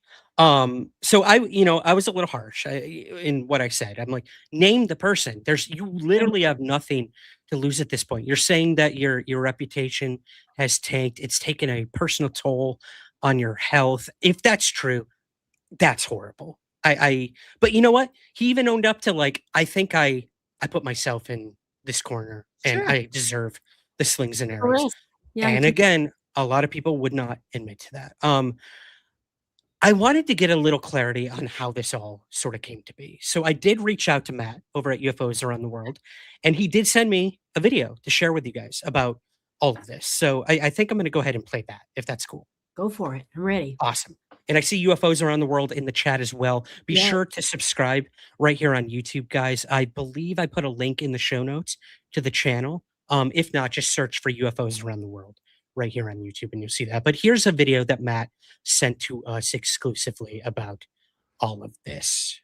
Let me find it here. All right, here we go. It's Matt from UFOs Around the World. So I've done this video just for you and your Somewhere in the Skies podcast. So we seen the video in January about Mark saying that there's going to be a speech from Donald Trump on UFOs, like a disclosure speech. But I got into communication with someone, and it's earlier than I thought, actually. I thought it was in January. It's actually in December. December the 17th was when I had my first interaction with B.A. Crisp. And it was on John Stewart's post. Now, I couldn't remember, but I've gone back through my messages. It was on a John Stewart post. So I went to that post. So I've gone back onto John Stewart's 16th of December. B.A. Crisp posted, I wonder why they chose the red cardinal.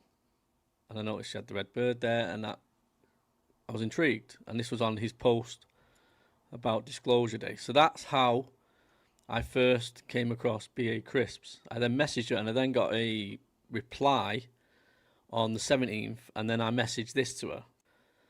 So this is the message. She put, yes, question mark, winky face. Again, she likes these cryptic messages. So she put the winky face. I thought she might know something, and then obviously I must have commented something, and she's winked back there. And below, we started having discussions then about her experiences. She's had many experiences as a child. That's what some of the books I think are based on and stuff like that. So she's a very interesting person. So that's how it started. So it was earlier than I thought, 17th of December. But what's interesting is the message that she sent me, which was in February, which I'll get to that actually now. Give me a second. Let me show you that one. So this is the message. It was sent February the 20th. I want to send you something, but I do not want you publicly posting it. You may mention the exchange publicly, but don't post a screenshot. Then perhaps it's time for us to share a conversation on your podcast. I thought, okay, cool, you can trust me. And then the message is there that everybody's seeing, which is interesting. We're going to push the president for a little for a partial disclosure in 2026, called a soft disclosure. And there's a little bit of the message there. She didn't send me the rest of that, whatever that conversation was. That's all I seen. So again, I was told at first to not share this, and then I was told that okay, yeah, go for it. And she's backed me up in comments on X when people have been asking, you know, is this verifiable and stuff. She's like, yeah, it's 100%. There's an image of her with Bigelow and stuff like that. But I'm very lucky because a lot of the times you can't share information like that. So I'd have had to sit on that. I'd have had to watch Mark do that confession thing and not try and put something to him. Maybe that, is this the source and stuff like that. And that was my plan. I wanted to put this in the interview and say, is this the person? He didn't really confirm it for me. He didn't confirm it. He didn't deny it. Towards the end, you can probably think, okay, he did, because he went, yeah, I think you're probably right. But he might have just said that. He has come off X, and I think it's just because of all the bullying and stuff that's been going on. And you got to remember, some people aren't as thick-skinned as other people. Like, I'm really thick-skinned. I don't care. Attack me. I don't care. But some people aren't, and some people don't deserve that. Nobody deserves that. You know, it's just, at the end of the day, we're all looking for the truth. And some people have said, how did Mark get that information? Stuff like, well, how did I get it? I'm a lad from Manchester. How the hell did I get it? It was just through being nosy, coming across a post. You got to remember, these people, you know, these people high up, and they have friends. You know, they're not in a confined zoo where they're not allowed to speak to people. They are going to speak to people, and that information is going to drip out. And if I can get it, Mark can get that information 100%. So look at it from that point of view. How did I get it? And I've just proven that to you. I know you said do a quick 3-minute video. I can't do that. I need to not leave you asking any more questions about the validity of my message and where that came from, or your audience somewhere in the skies podcast. So I'm going to leave you with that. Hopefully we can collab in the future and stuff like that. I like to mingle with people and get to know people and just share our knowledge on this and see if we can get to the bottom of it, which we probably won't. So that's everything. I hope that's enough for you, Ryan. As always, keep your eyes to the skies, because the next story could be yours. Good night. God bless. That is an awesome sign off. Keep your eyes on the skies. The next story could be yours. Right. And you can find him right here in our chat if you'd like to interact with him. Shout out to Matt. Thank you so much for taking the time to do that. And he brings up so many good points. Like my question was, why would they tell Mark this? Mark said in defense, there was another really big podcaster that this same source told information to, yet this podcaster never brought it forward and never came to Mark's defense when all of this was going on.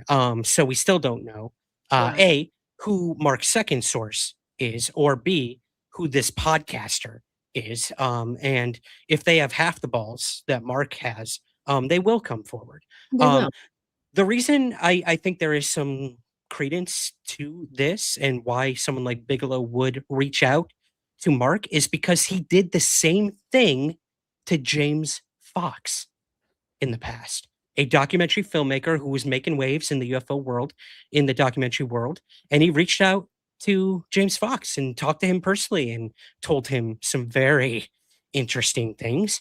And Mark is a filmmaker as well and came out with several documentaries on Rendlesham and, the royals in the UK and UFOs and stuff like that. So it does kind of make sense that maybe Bigelow happened to see one of these documentaries and said, I like this guy, like the cut of his jib, as they say. Exactly. And he not everybody wants the bright shiny penny, in the podcasting scene. Pick a thoughtful thinker and go with them and know that they're going to do a respectful and responsible job with your information.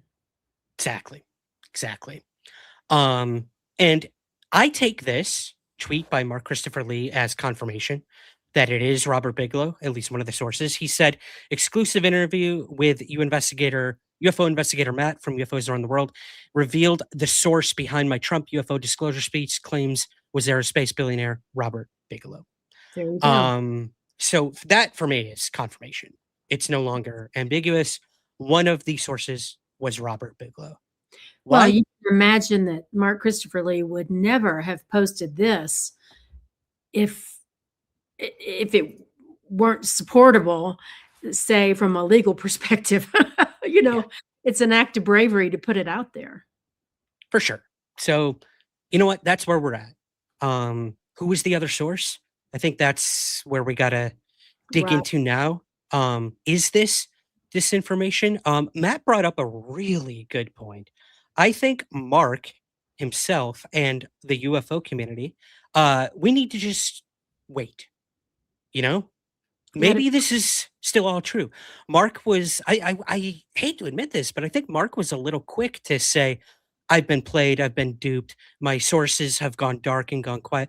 Maybe they're like recalibrating right now. Maybe they're scared or nervous that this stuff got out. There were rumors brought up by Psychoactivo podcast with Pavel that he heard that Bigelow was not happy that Mark came forward with this and has, essentially ghosted him. We don't know. We don't know about what is really going on behind the scenes with any of this. What we do know, unfortunately, is that Mark has gone off Twitter. He's no longer on Twitter. So take that for what you will. Mark has gone dark, as his source has gone dark as well. But I hope Mark will come back at some point. I hope so. And I hope he doesn't go dark like McCasland. General McCasland. We're getting there. We're getting there. Mm. So in the interview, I was confused whether he had confirmed. Then the day after that, Twitter message kind of said it was UFOs around the world. Says, yeah. At least that's how I'm taking it. I am too. Yeah. So I mean, unfolding story. Yeah. We And will if see. he goes what mad, happens. so be it. He can just get glad in the same pants he got mad in, and the topic rolls on. Topic always rolls Come on. out and say that the text exchange isn't real. Yep. Exactly. Oh, welcome to ufology. But thank you. Thank you to UFOs around the world for contributing tonight to that as So well. nice. Well done. Kudos. Well done. You mentioned McCasland. That's our next story as we begin to kind of wrap things up here. We've got two more big stories for you guys here. And I promise we'll start to wrap things up. General McCasland, the Air Force general who has been missing now for over 2 weeks. There might be a connection to another missing individual. Now, I threw this out on Twitter, and good Lord, it caught some what do you call it? Some traffic. I was not expecting that. It was just something that I'd been looking into along with some other individuals, one of which I will bring up in just a moment here. And I said, this is an eerie coincidence. Quite. Yeah.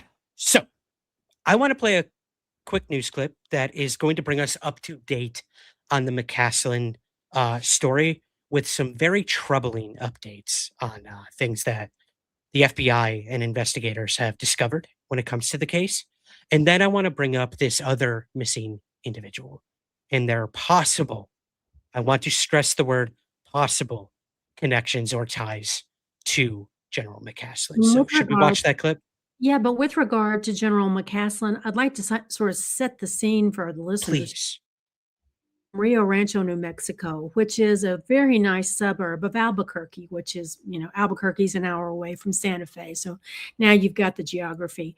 This is not a sketchy neighborhood. This is not a dangerous part of town. This is a relatively high-end neighborhood, not the ultimate high-end, but it's a nice neighborhood. And so the fact that this has happened in this area, and it's a busy area, lots of security cams. I'm sure these homes have security footage. It's very, very odd. Yeah. And it seems to be getting odder. Yes. Let's watch this news clip to bring us up to date, like you said, and then we'll go into the possible connection. So here's Fox News talking about General McCasland. Mysterious disappearance is drawing attention because of where this top military scientist once worked. Authorities say 68-year-old William Neal McCasland was last seen at his home in Albuquerque on February 27th. They believe the retired Air Force general left his house on foot and then vanished. He left his phone and prescription glasses at his house, but his wallet and a .38 caliber revolver are said to be missing. A statement from the Bernalillo County Sheriff's Office says he's an avid hiker, and while there's no sign of foul play, they say it's, quote, unlike Neal to be out of touch from his family and friends for this length of time. And they've issued a silver alert, which in New Mexico applies to missing people over 50 who may have cognitive or medical issues that could put them in danger. Before retiring in 2013, McCasland commanded the research lab at Wright-Patterson Air Force Base in Ohio, one of the military's most advanced research hubs. The base has long been the subject of speculation and conspiracy theories, claiming debris from the alleged Roswell UFO crash was stored there. But investigators say there's no evidence McCasland's disappearance has anything to do with his work there. And trying to put online rumors to rest, his wife Suzanne posted on Facebook saying even if there was a connection, quote, with absolutely no sign of him, maybe the best hypothesis is that aliens beamed him up to the mothership. However, no sightings of a mothership hovering above the Sandia Mountains have been reported. Multiple agencies are combing the area where McCasland was last seen. The FBI has also joined the search for this decorated Air Force general who simply walked out his front door there in Albuquerque 2 weeks ago and never came back. Okay. So the thing, Suzanne, as I'm sure you're going to comment on too about this clip, is the fact that he left his phone and devices at home, but he took a firearm with him. Right. Let me ask you this. Like, you live in an area not too far from Right. here. Would it be out of the realm that people just bring firearms with them when they go out on like hikes or like go out for like protection or anything like that? Like, am I looking too much into him taking a firearm but leaving his phone behind? I don't think you are, but let me break it into two pieces. Okay. I think not taking the phone, if you're a hiker, and my husband and I are constant hikers, I would not think of leaving onto a hiking trail without the phone. You just don't do that. You have to have an emergency means of getting some help if something happens. As to the firearm, in Albuquerque and here in Santa Fe, I mean, we have a bobcat who lives on our roof at night, and the coyotes come right down past the driveway between my house and the neighbor's house. So there are lots of things out there that can hurt you, but there would be evidence. You would find those bodies, God forbid, on the trails. You would see the evidence of animal. When I take those concepts and I then think about his wife's post, which has really, really bothered me. It's weird. I cannot imagine the joviality coming from someone who has no idea where their beloved spouse is. I don't get it. But I have a theory that might tie it all together, and it's full-on conspiracy theory. Okay. What if he's executing his own dead man switch? You would leave your phone. You might take a firearm, but you wouldn't want to be tracked on your device. And then if you let your wife know you're executing a dead man's plan, but they don't typically know what those plans are, then might a wife feel comfortable enough to joke about the disappearance of her husband under bizarre circumstances? I don't know. I can't make the pieces fit right now. And he is gone, full on gone. All of Albuquerque, all of Rio Rancho. Yeah, everybody's out looking. They put together posses of just regular people to comb the trails on a scheduled way, orchestrated by authorities. It's inexplicable. It's inexplicable. J. Ellen Heineken asks, was it confirmed he has dementia? No, he did not. His wife dispelled that rumor. So Yeah, and New Mexico is a little unusual in their silver alerts. If I went missing today simply because of my age, a silver alert would be issued probably. They're just more liberal with them, and it can be related to medications got left at home, or it doesn't have to be that anything as big as dementia is going on. Right. Yeah. Well, he didn't take his glasses either. Like, which he needs. Like, I can't make that fit into any scenario. Who doesn't take their glasses? I don't know. Now, this is probably the darkest poll I've ever done on YouTube, but I am going to go to the chat here. I did put a poll up tonight about this story, and I asked, what do people believe happened to General William Neal McCasland? The choices were lost in the woods, murdered, unalived himself, or kidnapped. And out of 72 votes, Suzanne, the results were 26% believe he is missing, like lost in the woods. 28% believe he was murdered. 10% believe he was, at his own hand. And 36% believe he was kidnapped. And by kidnapped, the only way I can interpret that, as George Knapp did recently, is that some sort of foreign actor got him. That he was taken because of his knowledge, not just about UFOs, but all the other top secret clearances and stuff that he's had throughout the years, his continued work in the aerospace field and whatnot. Again, conspiracy theory, maybe. But interesting results right there. For sure. And there are many other possibilities as well, not just those. Exactly. Yeah. There was a lot of chatter on Twitter, including from our own Michael Huntington, about it could also be a UFO nut who has taken this gentleman when he's just walking out the door. I don't get the firearm part, to pick up the paper. I don't know, walking out the door to get the mail. But if I'm remembering correctly, Suzanne, there was a UFO related person who showed up at the doorstep of Sean Kirkpatrick of Arrow. Really? I can't confirm that. It might be rumor mill sort of stuff, but I did hear that something like that may have happened, and it has happened in the past where UFO people show up on the doorsteps of Congress members, or try to climb the gate at the White House, stuff like it always that. goes so well. Yeah. So well. Who knows? Right. It's a concern. I hope that they can find him. And I think until more facts come out, I find this odd, and now I am pleased, why the FBI was not initially involved. I think, I don't know exactly how it happened, but I think New Mexico basically had to say something along the lines of, dudes, really, this is your federal employee, come help. And so they have finally stepped into the game as well, and that's odd too. It's all odd. Everything about this story is odd, including this. This connection that several people on Twitter came up with, and I sort of recycled and put up on my Twitter. Let me go ahead and pull up my tweet here. Okay.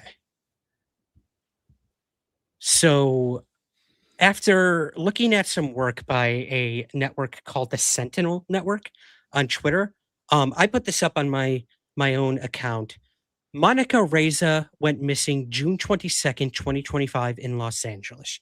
She worked for NASA JPL as a fellow in materials and processes engineering, specializing in propulsion systems. She was active in the AIAA Aerospace Design and Structures Group, which all allegedly fell under the leadership of General William Neal McCasland. He has yet to be found. I wanted to add the word allegedly because I cannot obviously prove any of this and that there's an actual connection, but I do find it odd that this woman, poor woman, went missing, who may have possible ties to General Neal McCasland in terms of her work with NASA JPL, propulsion systems. He may be at the tippy top of some of these things that she worked on, or it's an incredible coincidence, or I am looking way too far into this and going down the rabbit hole. I don't know. What do you think? I don't think you're looking too hard at it at all. I think Jim Harold on his podcast often says it's too much of a coincidence to be a coincidence. And this has that feel to it. It feels like the odds of this happening with these two people related in sensitive, dark government work or whatever is so odd. Probably too much of a coincidence to be a coincidence. I think so. Now, I mentioned the Sentinel Network. It's a Twitter account, so I'm gonna put the handle up here in just a little bit. It might be in the show notes as well. I don't know if I had time to put it in there. But they're going to be coming out with an article tomorrow morning, Monday, March 16th, about more things that they found interesting about the possible connections between these two and the weird stuff about her missing. So I reached out to them and they did give me a couple teases about what will be published in their article tomorrow. If you're just listening to this on the podcast, that article has already come out. We put a link in the show notes where you can go to the Sentinel Network's Substack. But I'm going to read these teases that they gave me here. Wonderful. Okay, so they said the co-inventor of the super alloy inside America's most advanced rocket engines vanished from a hiking trail last June. Manda alloy, the stuff replacing Russian alloys for American national security launches. Monica was 30 feet behind her companion. She waved, then she was gone. No body, no trace. 8 months later, so did the general who funded her work. Someone created a Find a Grave memorial for her 4 days after she disappeared, 3 days before the search was even officially suspended. Listed her date of death as the day that she vanished. Wild. So Wild. That's weird. The whole thing is so weird and disconcerting. Yeah.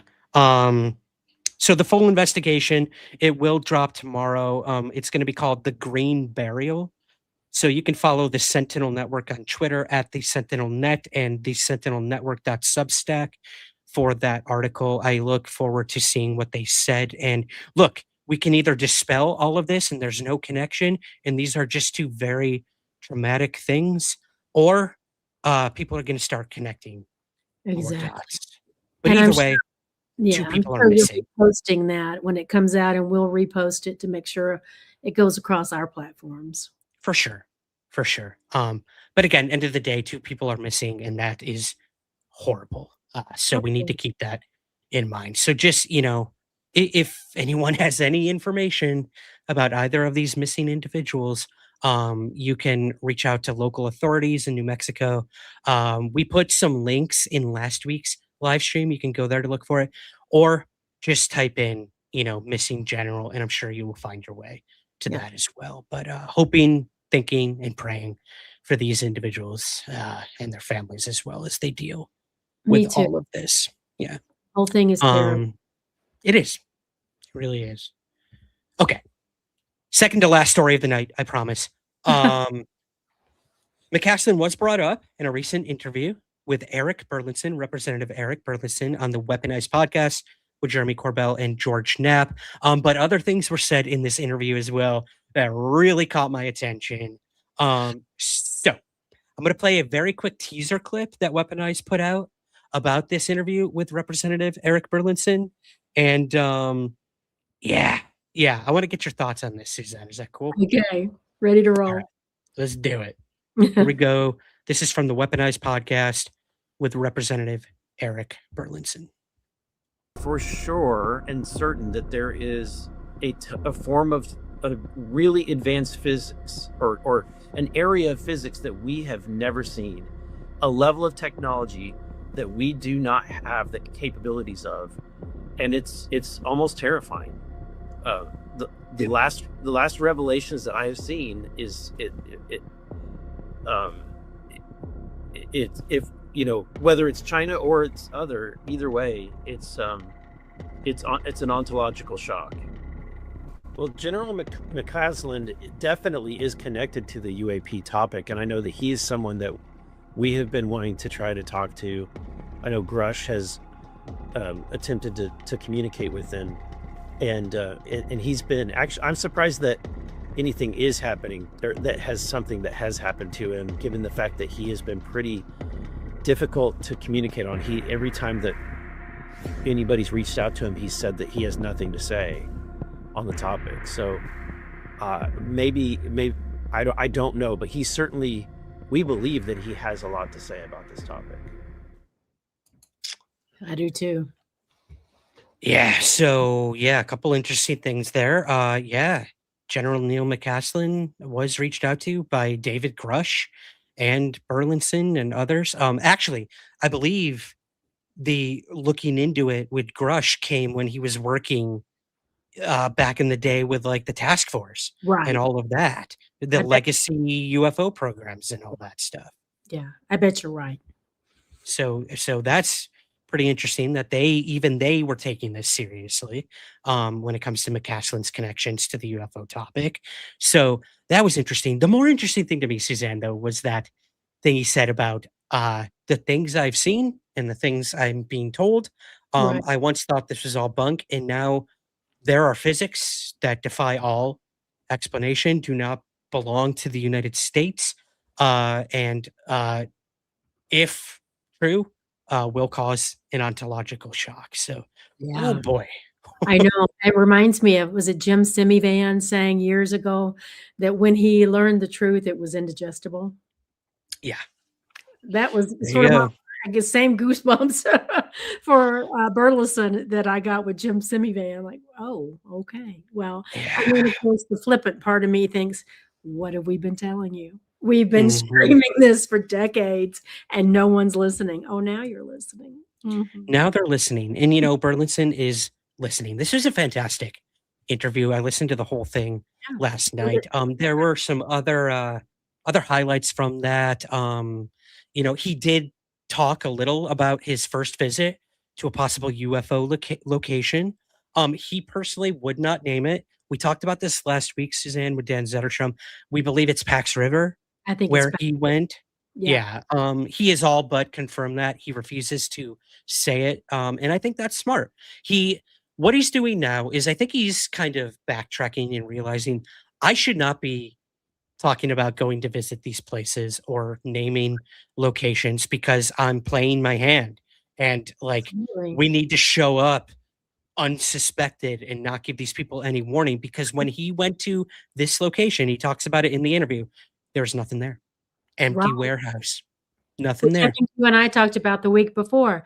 The last thing you want to do is give witnesses a heads up on what your plan is, because you have time to, unless you've set up security cams and you've got your own little sting operation and monitoring operation, this is what happens. Whatever you're looking for is gone. I also think it's really important for him not to share too much of this stuff, or the conversations will stop. They will deem him as untrustworthy with the data, and the conversation stops. Absolutely. I mean, Corbell was just like throwing so much shade at, I believe it was the National Intelligence, whatever that is, that's run by Tulsi Gabbard. I see. Intel. Yeah. That was Something like that. Like calling them out for being like super shady right now when it comes to all this stuff. And Burlinson wouldn't name any names because he said, I don't want to burn relationships and stuff. Like, if this is how you feel, I'll look into it. But it's no fun. I want him to blab it all right now, but I know. understand why he shouldn't and cannot. But you know what? I respect that he's being careful, and that's the type of person we need doing this crusade, and he's doing it. So I think we should be grateful Talking for about that. what he can talk about. So the fact that we're able to even watch that video, I think our listeners ought to take a moment of hope from that. The work is apparently being done, finally. Yeah, exactly. I'm wishing him all the luck in the world. Me too. Last thing he said in this interview that I found interesting, Matthew Brown, the guy who brought what was it? Immaculate Constellation Right. forward. Jeremy asked Burlinson, do you believe him to be credible? And Eric Burlinson said absolutely. Yes. I think there is some credence to everything that he brought forward. Jeremy also hinted that this week, upcoming week, we're going to get an interview on Weaponized Podcast with Matthew Brown again, and it's going to really shake up the UFO community. So I'm looking forward to that. It'd be fun to look forward to. I just think they're doing a really good job. Sometimes I have a little bit of a hard time watching because it's a lot of talking on that podcast at breakneck speed. Not my cup of tea, but I would encourage everyone to go listen to that episode in its entirety because of the serious, nature, particularly of the two podcasters. So Knapp and Corbell got so serious and actually went kind of quiet for them in particular. Well worth a watch. Pay attention to the body language, pay attention to the facial expression, and I think you'll find it valuable. I do too. And Burlinson was very on guard during this interview because I think he wasn't dealing with like some podcasters who would just gloss over things, these guys have done their homework they know they're getting leaked all these UFO videos from the intelligence community. They've talked to whistleblowers. They've testified before Congress. Like, these aren't just some podcasters. These are individuals who know things. And I think Eric Burlinson needs to be very careful. And this was a very serious interview. And I thank them for doing it. It was fantastic. Me too. Well done. Yep. For as much, guff as we might give Yeah. Corbell at times, Jeremy forenames and everything, like the dude is so passionate. They So are passionate. smart, and they know so much, and they have so many contacts, and they've spent years and years and years developing those. So I think we're finally seeing a little bit of the fruit from all that. I think so. I think you're right. Okay, let's move to our last story of the night. We're going on 2 hours here. Oscars are going to begin soon, if not already. Okay. Oh, it's 11:11 here in the UK. Make a wish, everybody. Oh, that's great. Okay, Suzanne. I gotta get your thoughts on this. We've never talked about this on the podcast, to my knowledge. Havana syndrome. I put nothing into this in the past, but after this week, after watching this 60 minutes expose on Havana syndrome, oh man, has my mind drastically changed, or at least been open to it. So the headline here, 60 Minutes presents new evidence linking Havana syndrome to possible directed energy weapons. Is the CIA covering it all up? So, quick paragraph here. New 60 Minutes investigation revisits the long-running mystery of Havana syndrome, the cluster of neurological injuries reported by U.S. officials, diplomats, and intelligence personnel over the past decade. Early reports emerged in China and Cuba, where officials like State Department officers reported hearing unusual sounds before experiencing severe illness. Similar incidents later occurred in the U.S., including near the White House, where former Homeland Security advisors described sudden piercing sensations in their heads, followed by dizziness and nausea. While many victims believe they were targeted by a directed energy weapon because of their government work, intelligence agencies have long said the evidence linking the attacks to a foreign adversary remained inconclusive. Recent reporting from 60 Minutes, however, has added new intrigue to the case. So I want to play a very quick kind of mashup from the 60 Minutes special, which kind of talks about some of the individuals who experienced these things, and then this big new thing that they uncovered. They may have uncovered an actual Havana syndrome device. This is crazy. So let's go ahead and watch that, and then we'll start to close things out. Sound good? All right. Sounds good. Okay. Here we go with the Havana syndrome. Remember, guys, your password for tonight is Havana. Here we go.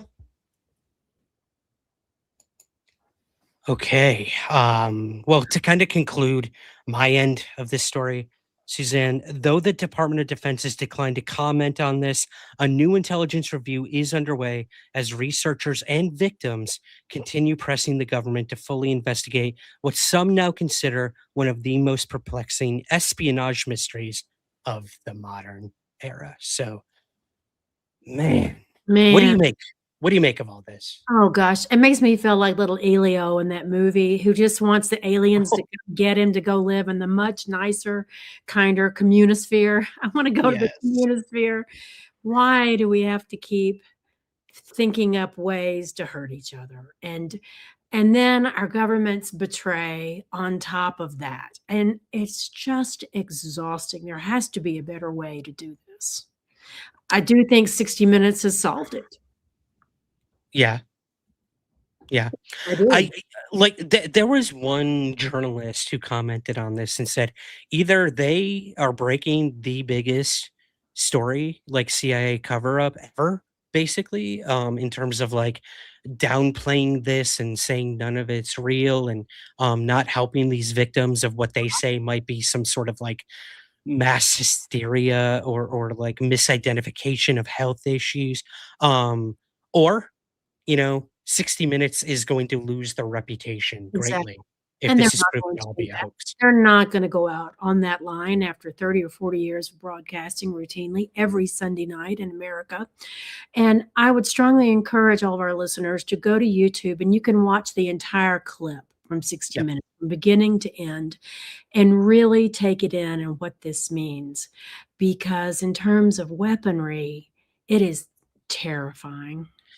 It is, especially when you connect it to the UFO topic. I mean, there have been, rumors that UFOs possess like these kind of pulse energy weapons or at least the technology or after effects behind things like the quote unquote Havana syndrome. Like electromagnetic effects, microwave effects, radiation. I mean, people have died from possible close encounters with UFOs, allegedly. But, it's we can tie this back to UFOs in some ways too. So it's just so upsetting. I want us as humans to do better. Me too. Everyone do better. Everyone do better. Yeah. All right. Well, I think that's it. We covered so much tonight. Good Lord. There was a lot of news. It was almost an overwhelming news week in the background. It really was. I was so like, I even got rid of some stories. I know we did. We'd be here for 4 days. Yep. Yeah. Might as well, right? I do want to tease our episode premiering in just a couple hours over on the podcast, UFOs over Ireland. This is our celebration of St. Patrick's Day, which is Tuesday, I believe. I think it is. Yeah. Yeah. So I explored UFOs of Ireland. We went all the way to, ancient times, all the way up to a 2018 UFO sighting by commercial pilots with actual audio of them reporting this to air traffic control. So everything in between, we covered it all on UFOs over Ireland. It was so cool to explore that region when it comes to UFOs. So I hope people will check that out on the main feed of the podcast in just a little bit. And then last but not least, Suzanne, I will have Luigi Ventitelli coming on the show. He is the director of the upcoming documentary S4, the Bob Lazar story. I'll be recording that this upcoming week, and I am looking for listener questions from you guys on YouTube here or on the podcast. So if you would like to ask Luigi any questions about his upcoming documentary, which I believe will be dropping sometime in April or May, then be sure to reach out to me at the email in the show notes or through socials. You can reach me anyway and send me your listener questions. I'm very interested in what people want to know about this upcoming documentary. So that is that. Yeah. And then I'm trying to go back to the beginning of this slideshow. I can see right now what you're fishing through every time you try to show a. I know. Havana is your code word, guys. So head on over to Apple Podcasts, put that somewhere in your rating and review on Apple Podcasts or in the comments section of Spotify. Last time tonight, your code word is Havana. I think we're up to 7 super chats. So if anyone wants to throw some more in there to reach our goal of 10, I will do a special video for you guys this week. But I want to thank all of you who donated tonight, no matter what, even if we don't reach it. So once again, Trudy, thank you so much. To the Pocket Dog, to David, to Lucy, to the biologist, to Michelle, and to Jamie Tree Spirit, excuse me. Sorry, Jamie. So thank you guys. But yeah, a couple more minutes here as we close things out. You can get your last super chats or super stickers in to help us reach that goal. But thank you. Thank you so much for joining us tonight for everything. Suzanne, anything you want to tease you got going on over there? I am so excited. I think we mentioned to the group a couple of weeks ago, maybe a little bit longer, that I'm working on a story about another UFO crash here in New Mexico that happened in the same 24-hour period as the Socorro incident. And next Saturday in the afternoon, I have my first live interview with a family member of one of the people who was present. Incredible. I'm so happy that you're chasing this story. This could be huge, absolutely huge. And now, correct me if I'm wrong, you first learned about this through David Marler. Is that right? That's right, David. What a wealth of knowledge David Marler is at New Fork and Albuquerque. And my husband and I were just there visiting, and he was showing us everything so that we could give him a little feature on the following week's live stream. And something came up about Socorro, and he says, "Wait, Suzanne, do you know about the La Madera incident?" And I said, "No." He goes, "Same 24-hour period. Hold on, let me get you some paper." So he goes running off. He comes back and he hands me this paper. It's like, "David, wait a minute. Wait a minute. You have a Socorro-like incident in the same time, and no one knows this?" And that's how it started. That's crazy. That's how these things start. You could be the next Stanton Friedman and break the next Roswell. We'll see. We'll see what we can come up with. Well, I am wishing you the best of luck with that interview. The fact that we still have witnesses, eyewitnesses who are willing to come forward is huge. Obviously, it happened in, is it 64, I think, and so 67. And so the first-hand witnesses are, of course, already passed. They were adults at the time. But these are the children of those witnesses and family members who remember quite distinctly. Incredible. I can't wait. Changing incidences. You mentioned Socorro. I got to say one more time. I got my white whale Socorro saucer in a Pentagon pantry by Ray Stanford. Incredible. Shout out to Ben Moss for getting that for me. It was the book I've been hunting for over 2 decades now, and I finally have it. So, man, I thought Socorro was dramatic enough. Now we have another. This one's a doozy, people. This one's a doozy. I cannot wait. I cannot wait for your further investigations into that. Shout out biologists. We're so close. So sweet. So sweet. Well, you know, we're gonna do it. We're gonna do the video anyway. So thank you guys. Thank you. Close enough, everybody. Really appreciate it. Yep. Awesome.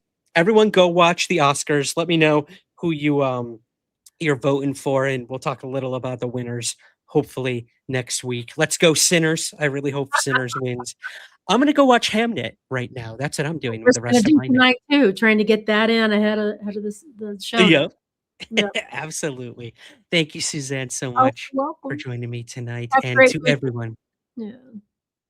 Everyone in the chat, thank you guys. We truly do appreciate you joining us and sharing your Sunday night with us. So thank you very much. And remember, keep your feet on the ground, but never stop searching somewhere in the skies.